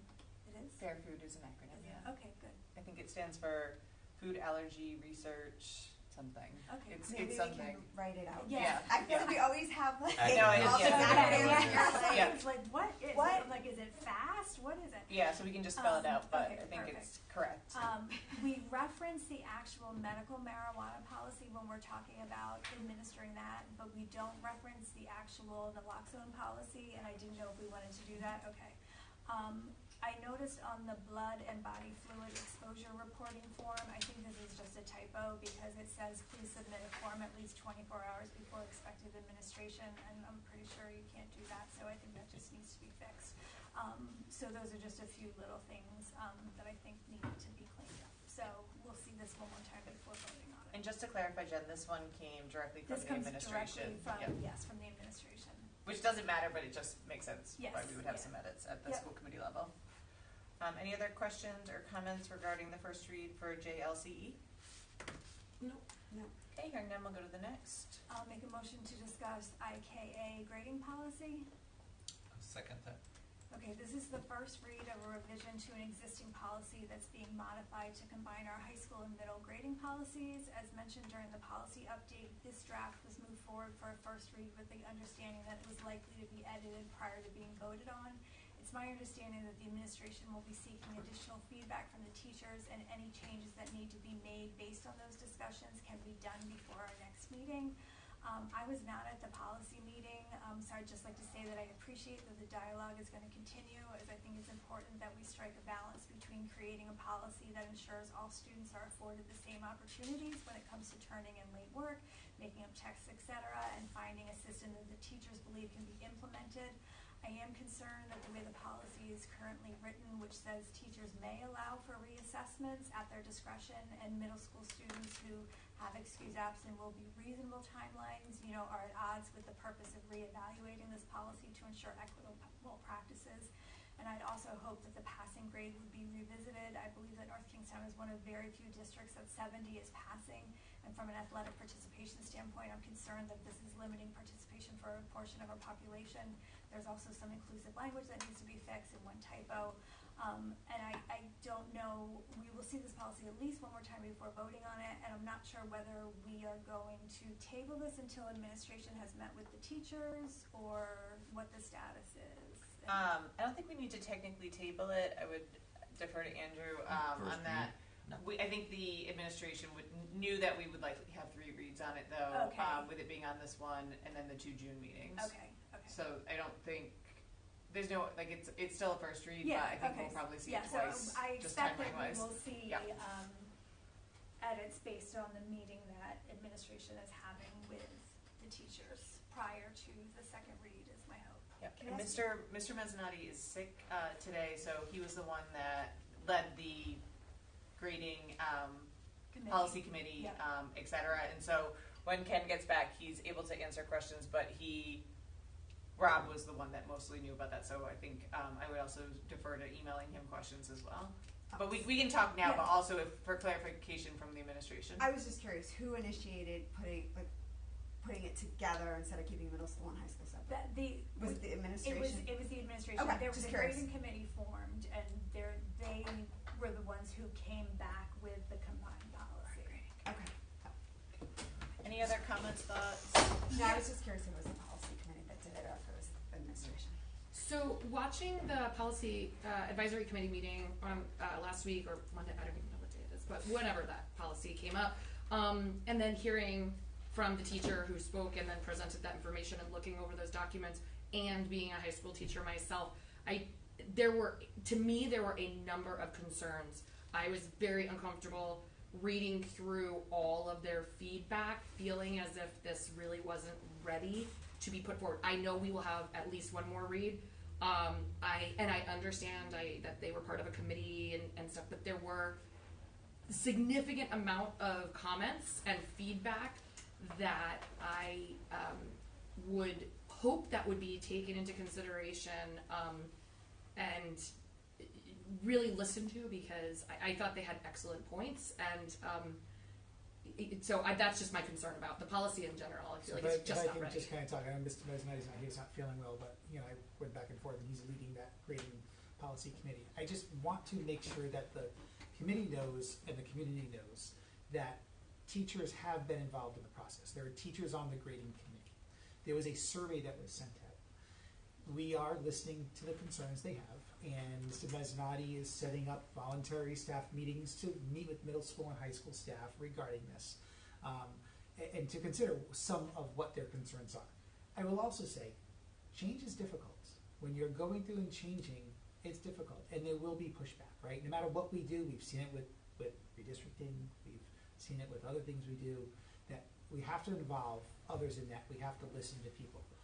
Sometimes there are decisions that we do have to make that not everyone may agree with, but we have to make sure that we make decisions that are in the best interest of our students as well, and staff. We just might not always, so I want to make sure it's known that there has been involvement, because the way it's coming across is that there wasn't much involvement from staff, and there was. And I just want to make sure people know that. And there will continue to be involvement from staff. I think my big concern is, why do they feel like there wasn't involvement? In other words, it wasn't just one or two people. It seemed like there I were understand. a great Every number. department wrote in what the concerns are, and some of the concerns were similar. Some of it was around the retakes, the flexibility sometimes within the policy, right? I think that came out too, regarding making them being able to make a decision on something. And I sometimes change is hard, right? And we have to work together on what that is and what best practices need to be put in place. And just one more quick comment.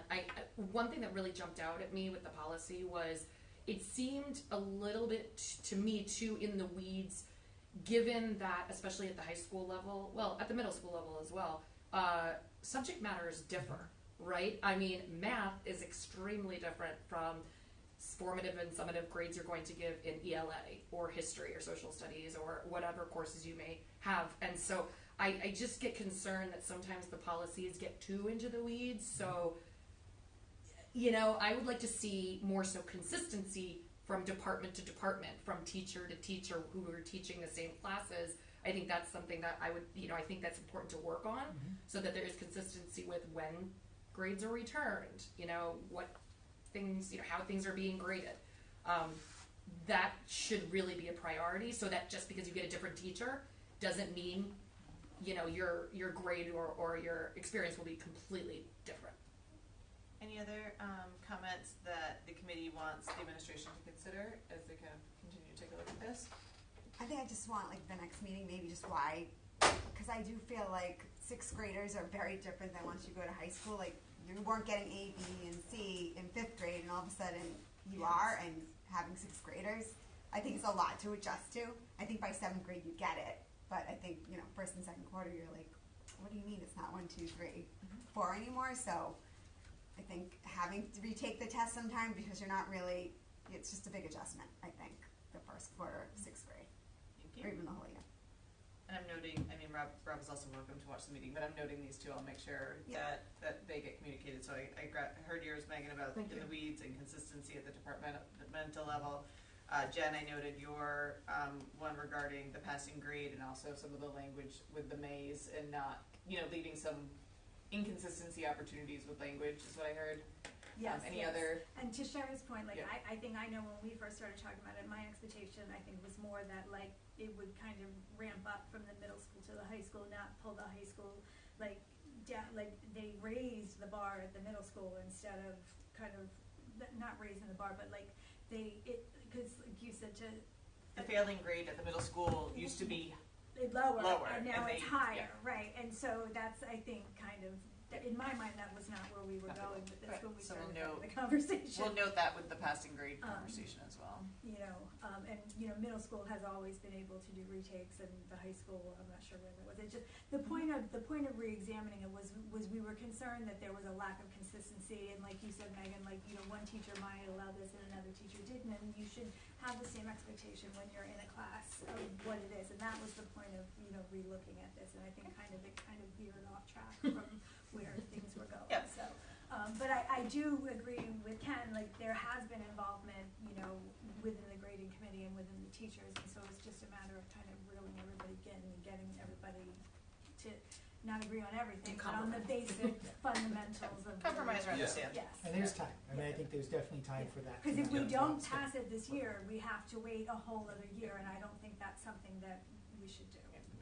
And the administration did bring forward the policy as far as timeline wise. Like they felt, not to speak for Rob, but like it didn't come from like, okay, you have to get it to the policy committee. Like the administration said we would like this to be moved forward and on based on the work that had been done by that committee, which school committee members were not a part of. We felt really strongly that should have been teachers and administrators working on that policy. So anything else that we want to note for Mr. Mezzanotte before we move on to the next one? And like I said, it is likely that we will see 2 more reads on that one, but based on timeline and procedure, we put it on today as a first read to get feedback from the committee.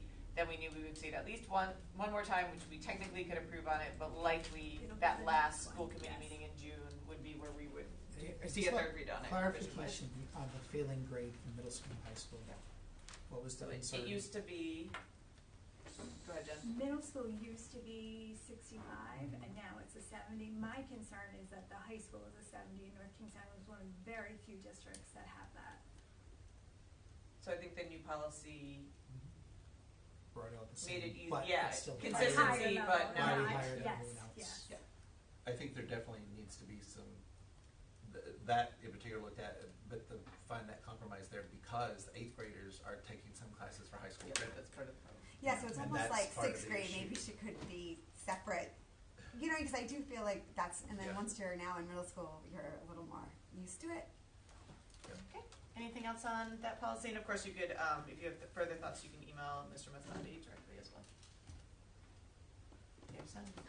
I just had a thought on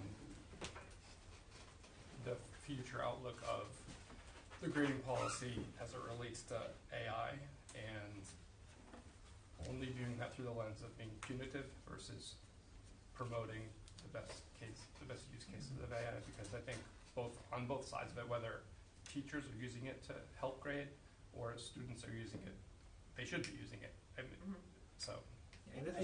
Dr. Dube, I think made that point as well. I brought that up because one, we need to adopt an AI policy, right, of how it's going to be used. But also, it's a tool, right? I think we all, at some time, use some form of AI in something that we're doing. And we need to teach our students on how to use that, and I think we have to change the mindset of some of our educators that it's okay to use it, but you can't use it when you're plagiarizing, right? But we got to be able to teach our students how to do it, because sometimes our students are further ahead than we are, and we have to prepare them for college and high school. Yep. So I'll note that because I know there is a piece of that in the policy, so I'll definitely make that note about not only punitive but considering the other parts. So thank you, Josh. Anything else? Okay, great. Well, we'll see that one again after some further discussion. So we'll move on to the next one if everyone's good. Okay, make a motion to discuss IGF curriculum review. Second. This is the first read or revision to an existing policy which covers curriculum review and adoption. I actually don't think the chart which was updated came through in this draft, so that will need to be fixed prior to the second read. The revisions to this policy came from the administration. We will see this policy at least one more time before we vote on it. I did have some questions regarding the curriculum committee. I wasn't sure if it was like a curriculum committee or if it's different ones that come up each time a review or an implementation is initiated. I wondered how often it meets. I wondered why students were changed to as appropriate, and Sherry had emailed me with a question wondering why elected officials were removed. I know Rob's not here tonight, but I will email him with those questions. Yeah. So why don't we? So I can just. In the interim of time, why don't we just defer those to Rob, and then we can get some clarification, and then via email maybe from Mr. Mezzanotte to the committee, and then we can make any edits during second read. Is this the chart you're talking about? Yes, but the one that says through 2013. I know, Yes. that's what I was, that's why I highlighted it. I'm like, but I think I think I know the answer to that one. They had recommended. It was a drop-in, so like I bet it's just not showing. Like they had crossed out the old one, but they had a new one. It had the right dates, but that one did not. I just thought maybe this was cyclical, like every 6 or 7 years you go back. Yeah, but no, there was a new. Dr. Clark has a new like one, and it had been like dropped in, but it needs to probably be typed in. So that's just we can edit that. Yeah, like what we saw had the updated dates, but then when it came in that, I'm like, that's not the one. Yeah. And all of this, I mean, is there any just real quick explanation? Just everything just got deleted? It just wasn't necessary? So, I was there. I feel, and correct me if I'm wrong on this one, Ken, that Rob and whomever else from the administration was looking at it felt like that wasn't necessary and that it was fairly redundant. And we also maybe guessed that before the internet, that was how they were communicating about curriculum. But now that we have websites and things that they didn't think it was necessary. Right. If folks are concerned about that, I don't think it was a hot button issue. So I think they were just trying to streamline the policy a bit. It's my understanding too of the committee, like who's on the committee. Like, they put in students as appropriate, right? You might not need students on every curriculum committee, but as appropriate to have flexibility, and then adding in the word guardians with parents, and then elected officials. I mean, honestly, it should be educators that are on here that are working on curriculum. I'm not sure why I would have elected officials from outside sitting on stuff that's based on education. I think the question was more like school committee members. Were they? Maybe, but I also don't think school committee members should be on the curriculum committee. That's something that educators should be working on bringing to school. I honestly don't think that was something we added. I think that it was always in there. Because it comes to us anyways. It comes to you. Yeah, you have to adopt it. That's why I wasn't sure. I just was curious. Yeah, I was like, why was it in and then you took it I don't out? think, Rob, what I'm saying is I think is it in? It's crossed out. It was in there there so they and were then removing crossed it. out, so that was why. Yep. And I just have one more quick thing. In the under responsibilities where it talks about, and it also does this in process, it specifies that they use the word curriculum director a couple times.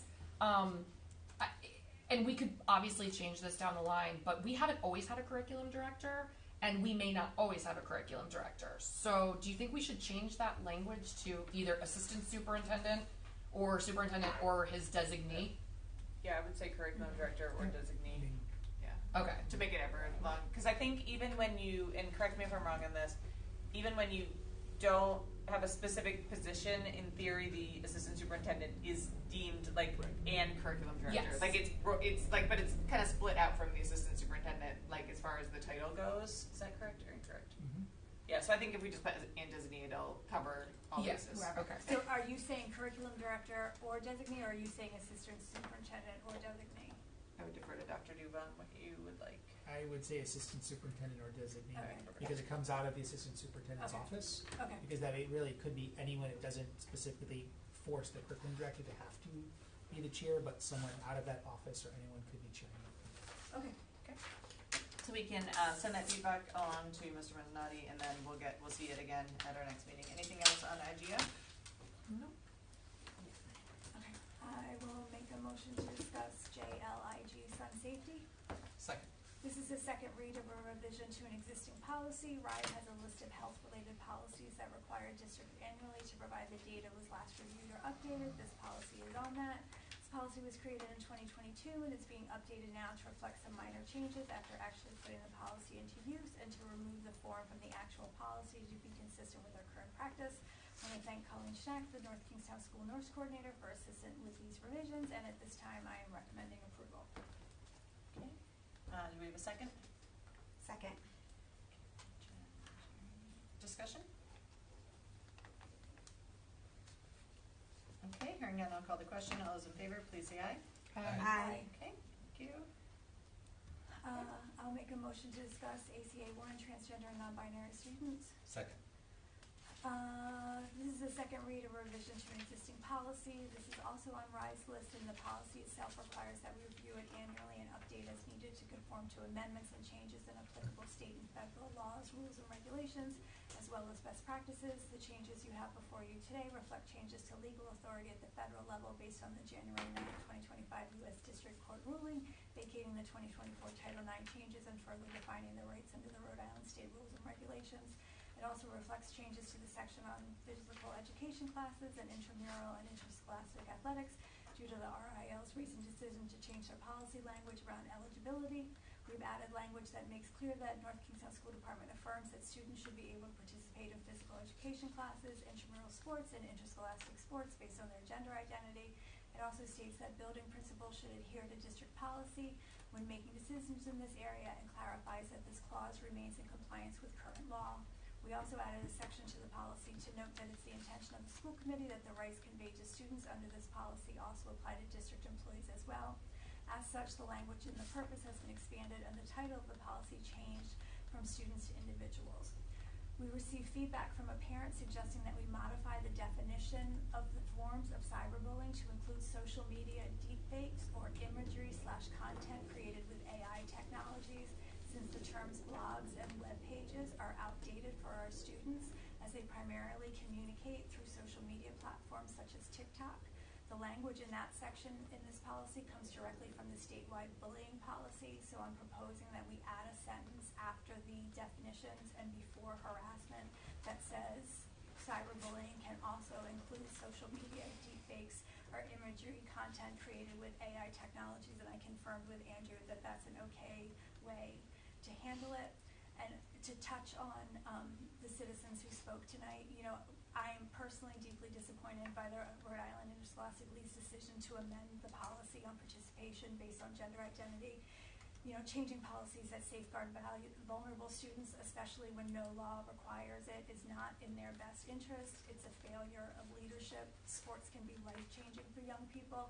No student should have to choose between being their authentic self and participating in an experience that builds confidence, teamwork, and belonging. By leaving participation up to individual schools, the RIL is creating inconsistency and uncertainty for transgender athletes. You know, I hope they decide to do the right thing and reinstate their previous policy that prioritized inclusion, fairness, and the well-being of all student athletes. It's a statewide league, and it should be a statewide policy, and it should be one that protects all students consistently. But in the meantime, we have the opportunity to define this in our policy for our students. So at this time, I'm recommending approval of this policy with the modification I referenced regarding the cyberbullying. I'll second it. Okay, so we have a motion to approve and a second with the amended language that Ms. Lima had suggested. Any further discussion on this one? I think I just have a question for Andrew. If we approve this, does that mean we can't be part of the Rhode Island Interscholastic League, No. or is it not any? Like, Nope. what are the Like, does it matter now? The language we put into this policy comes specifically straight from the Rhode Island Scholastic So- League. Basically, what they've done is they've said it's up to each particular school School. district Okay. / building principal to determine how they want to handle it. Okay. Good question, thank you. Anything else? Okay, hearing no discussion, I'll call the question. All those in favor, please say aye. Aye. Okay, can I never get that word this late at night? Opposed? Any abstentions? Nay. Okay, so we've got 3-2. Okay, motion carries, or policy carries. Yes, both of those things. Okay, thank you. I'll make a motion to discuss JLCCA HIV positive students. Same. This is the second read of revision to an existing policy, also one of the ones on RISE list. The draft that you have before you is a rewrite of the current policy, which was last updated in 2012.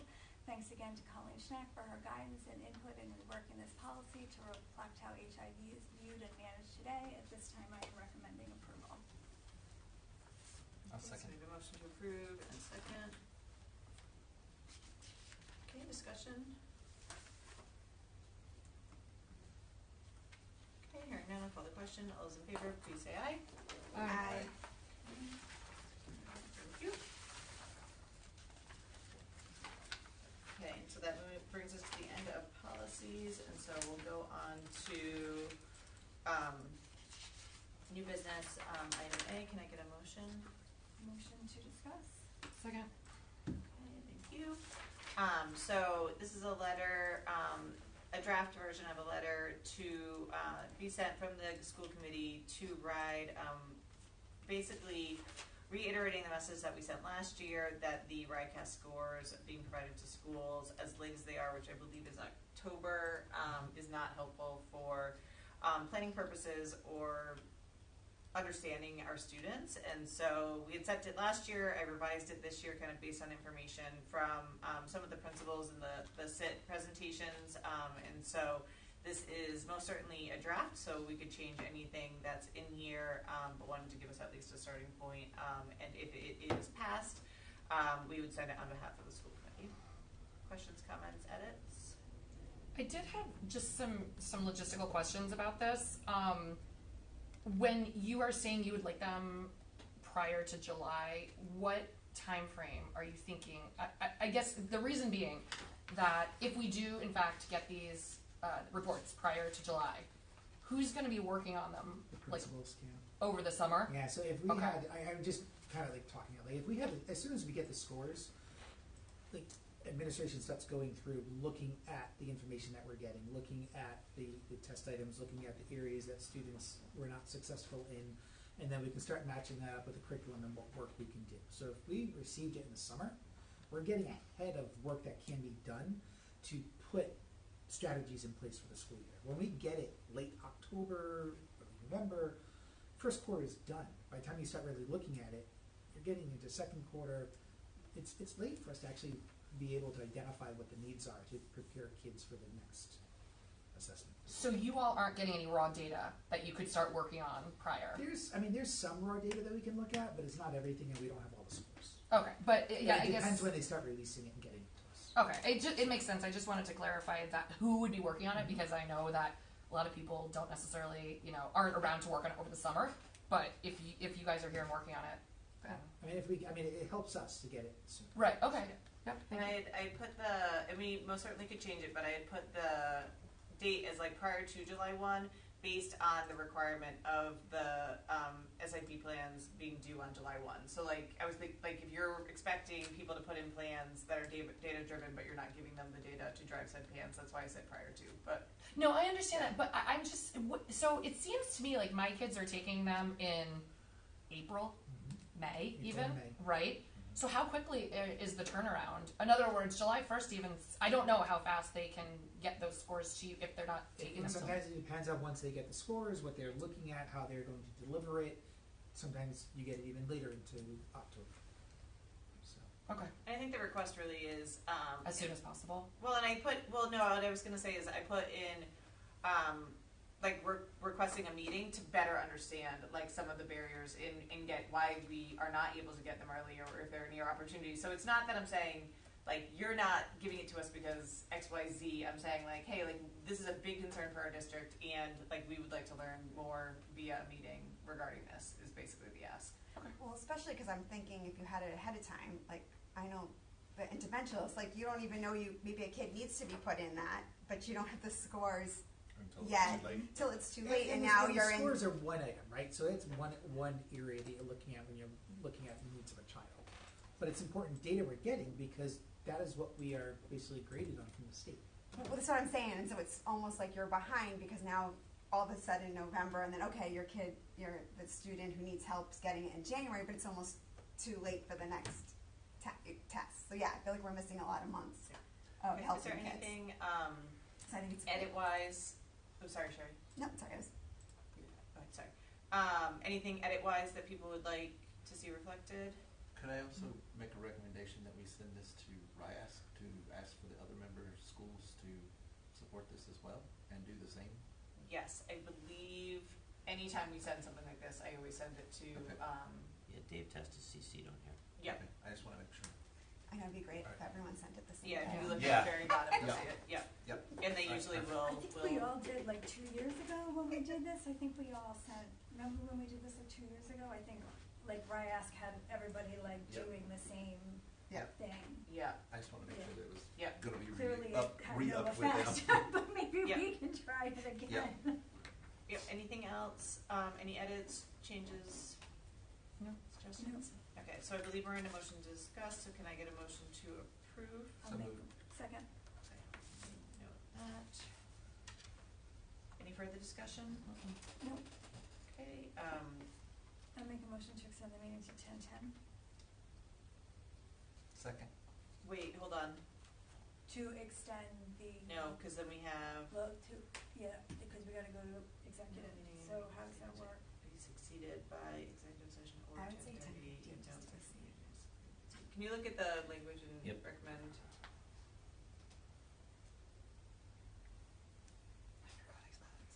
Yeah, no, it's, yep. No, I think you make it to extend to whatever 10:30. Okay. So Jen, what were you saying? I was gonna say 10:10. But does it have to cover the executive is what I'm Yeah, because you're gonna come out of executive, come back It into has open. Oh, then I'm I don't gonna think that's extend it realistic. to Yeah. 11 o'clock. There's no way we're gonna do it in 10 minutes. Yeah, okay, let's. Yeah, 11 Right, because you o'clock. can't do it during executive, Yes. right?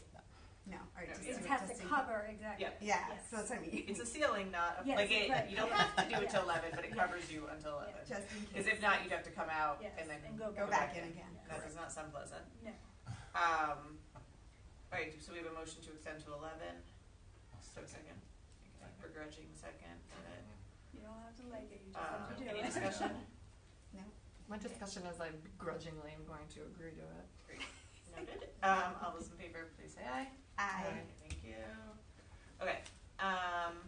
Back to the ride letter. I believe we had. We We had a motion. A We look motion. at half a motion. Yeah, we, first and So second. Rob, no, so Yeah, Rob first made the and motion, second. Jen I seconded it. You need to Discussion, any further discussion on that? No. Okay, hearing none, we'll call that question. All those in favor, please say aye. Aye. Okay. And then my recommendation is to table, item, No, let's go for it. I have Yeah? information for you. Okay. We only have 2 meetings left. Let's discuss this, and if we have to, we can, but I have info from Rob regarding this that hopefully will Yeah. help. So, Great. let's go for it. okay, Okay. Dr. Dewar would like us to go for it, Okay. so can I get a motion for item B1? Make a motion to discuss. Second. I did. I was gonna say second, and you did. Okay, I'll give that one to Megan. Sherry, you can have another one. Sorry.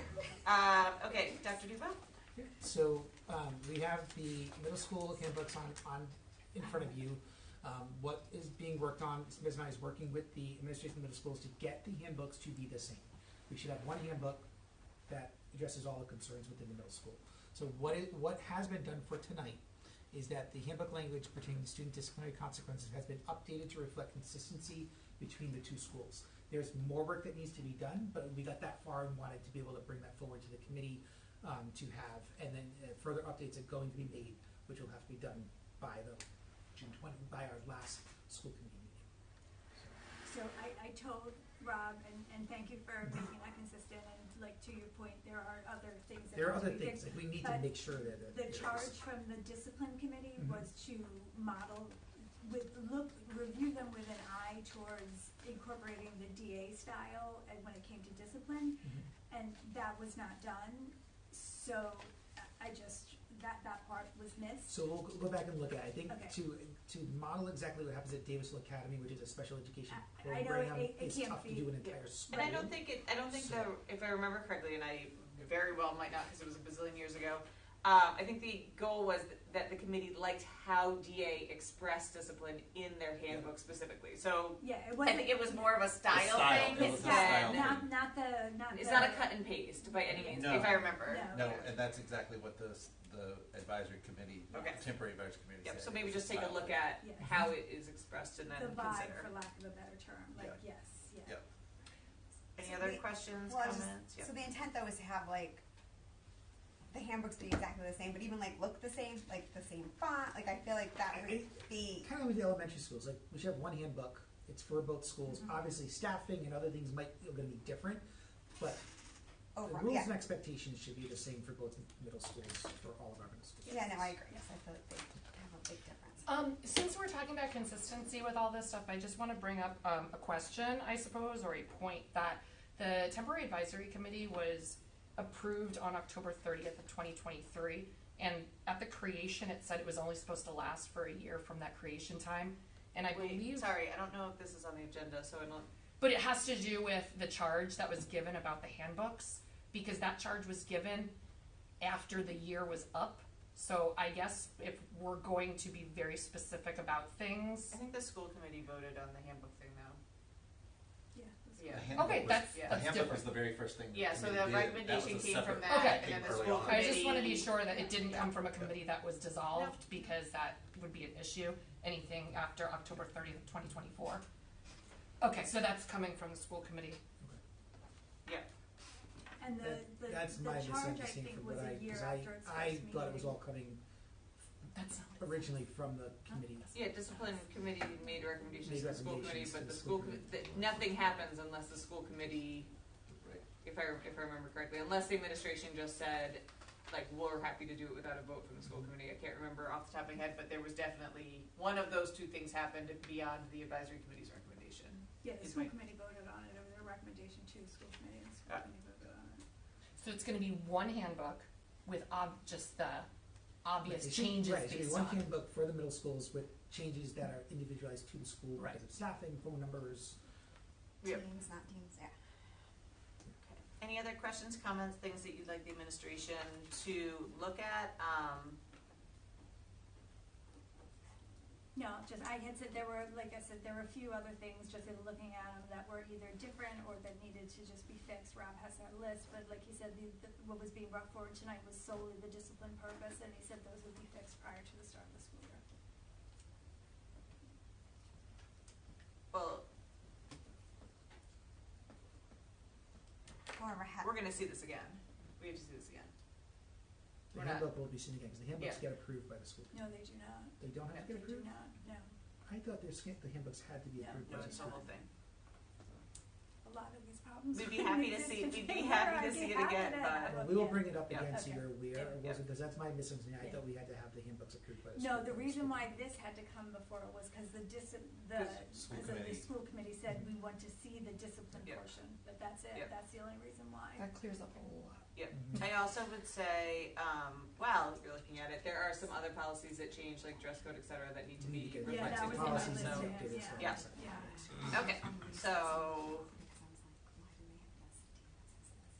yep. Okay, so is there anything else that the committee would like the administration to know regarding the handbooks? Okay, so, But I guess the que- No action needed. could we send it again if we wanted to, or no? yeah, Dr. It sounds like that would be your intent. Yeah, we're to going to bring it. it forward with Yeah. the changes Okay. so you see what we're, what's. Yeah, so we'll see that at a future meeting. I'll make sure to add it to my running list. Great. Okay, moving on to the last item, C, can I get a motion? I'll make a motion to discuss item C1. Second. In accordance with policy IE, scheduling of district events, once the school calendar for the year is set, we need to update this list. This policy applies to the days listed on the RIDE calendar, which are orange or blue, and the other days are for informational purposes only. North Kingstown School Department acknowledges and supports all of its members in their faith beliefs. This list is not inclusive of all religions or every holiday or tradition celebrated. Teachers will make appropriate accommodations for students affected by these or any other special observance days, and at this time, I recommend approval.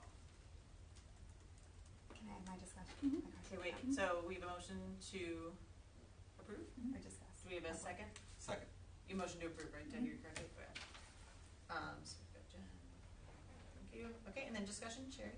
So I had this idea that I feel like there's just so many on there that, like, could we do a Google form to parents asking them, like, you know, provide any holidays that your children aren't going to be in school that aren't on the calendar, so then maybe, like, the teacher would know and the student wouldn't have to ask for work, and trying to just make because I feel like it's hard for the teachers to be like, look through this list or see which kids, especially if they're in middle school and they have a lot, or high school and they have a lot of kids.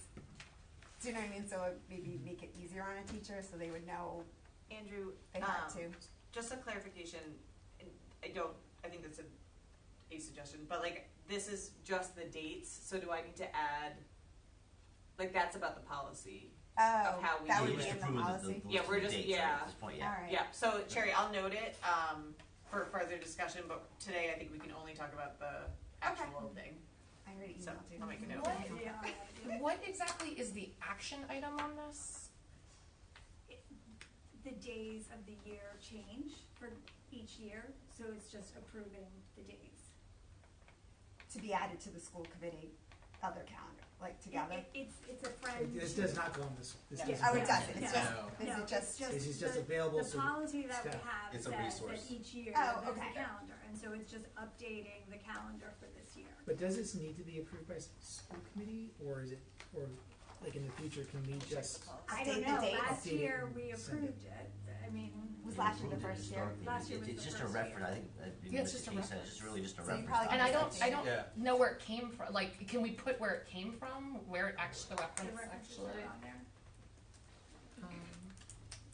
And maybe it doesn't have to be. I don't know. Like I'll check the policy. It got approved last year, but that was the first year we did it. So maybe we it doesn't have don't, to be. so why don't we table it, because Okay. it's time, if we can, and I'll check the policy on whether or not it needs to be approved, and if it does not, then you can just send your next doc to the administration and they can post it. Perfect. And if it does, we'll bring it back. Perfect. Okay, great. So I'll make a motion to table. Second. Okay, all those in favor of tabling, please say aye. Aye. Great. Okay, let's do correspondence, because honestly, I can't come out and hear it after we go back into executive. So if people don't mind, Not at all. just myself can't May handle that. 6th, Heather Murphy Sports Camps. May 6th, Holly Allen, North Kingstown High School Sports Camps. 5/8, Student Democracy Project, No School the Day After the Super Bowl. May 8th, Leanne Gooding, Bus 10 and 21 Contract. 5/8, Captain Kent Dresser, Upcoming NKSD Policies, etc. 5/9, Vanessa Miller, Feedback on Language Around Cyberbullying. 5/12, a student regarding their democracy project. 5/12, Lori Lojadice, thank you. 5/17, Pam Panero grading policy. 5/19, a student regarding vaping in school bathrooms. 5/20, Teresa Hirsch, RFP for data consultation. 5/20, a student regarding their democracy project, mental health as a school holiday. 5/20, a student regarding their democracy project, making their Kingstown High School start time later. 5/20, Laura Bateman, request to preserve 3 fourth grade classrooms as student meetings. That's it. Thank you. Okay, can I get a motion to go back into executive, please? So moved. Second. Okay, so the motion We have to state why we're Yeah, going back back. into yes, just that for one. item, Job performance. Employee A. item E1, termination non-certified employee A. Okay. All those in favor, please say aye. Aye. Okay, bye Josh. So, down. Josh, thanks for coming. Of course. Try not to be too late. I know, I was gonna. I didn't want to interrupt you.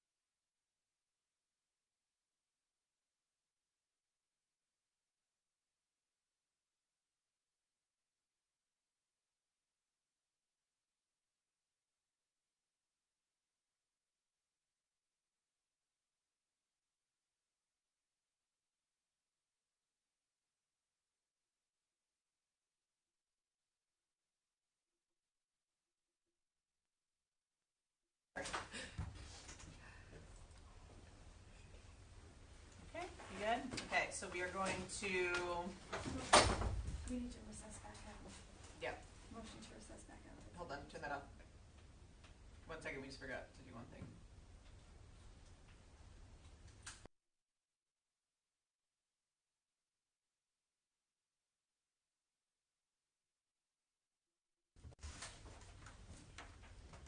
Thank you. Okay, so we are going to go back into open session. We will go to item A, which is the motion to seal the executive session minutes and disclose that there were no votes taken in executive session today. Can I get a motion to seal the minutes? So moved. Second. All those in favor, please say aye. Aye. Okay, and then we'll move down to personnel items. E1, can I get a motion? Do we not need to do A2? No, I did it. I said, Oh, I sorry, disclosed I- that there was no, oh, yeah, I I said it. We Okay, don't, sorry. that's usually how we do No, it. my bad. No Okay. worries. E1, please, motion. I will make a motion to deny the termination, but to leave the employee on paid administrative leave through the remainder of the school year. Second. Okay, any discussion? All those in favor, please say aye. Aye. Okay, thank you. Can I get a motion to adjourn, please? So moved. Second. All those in favor, please say aye. Aye.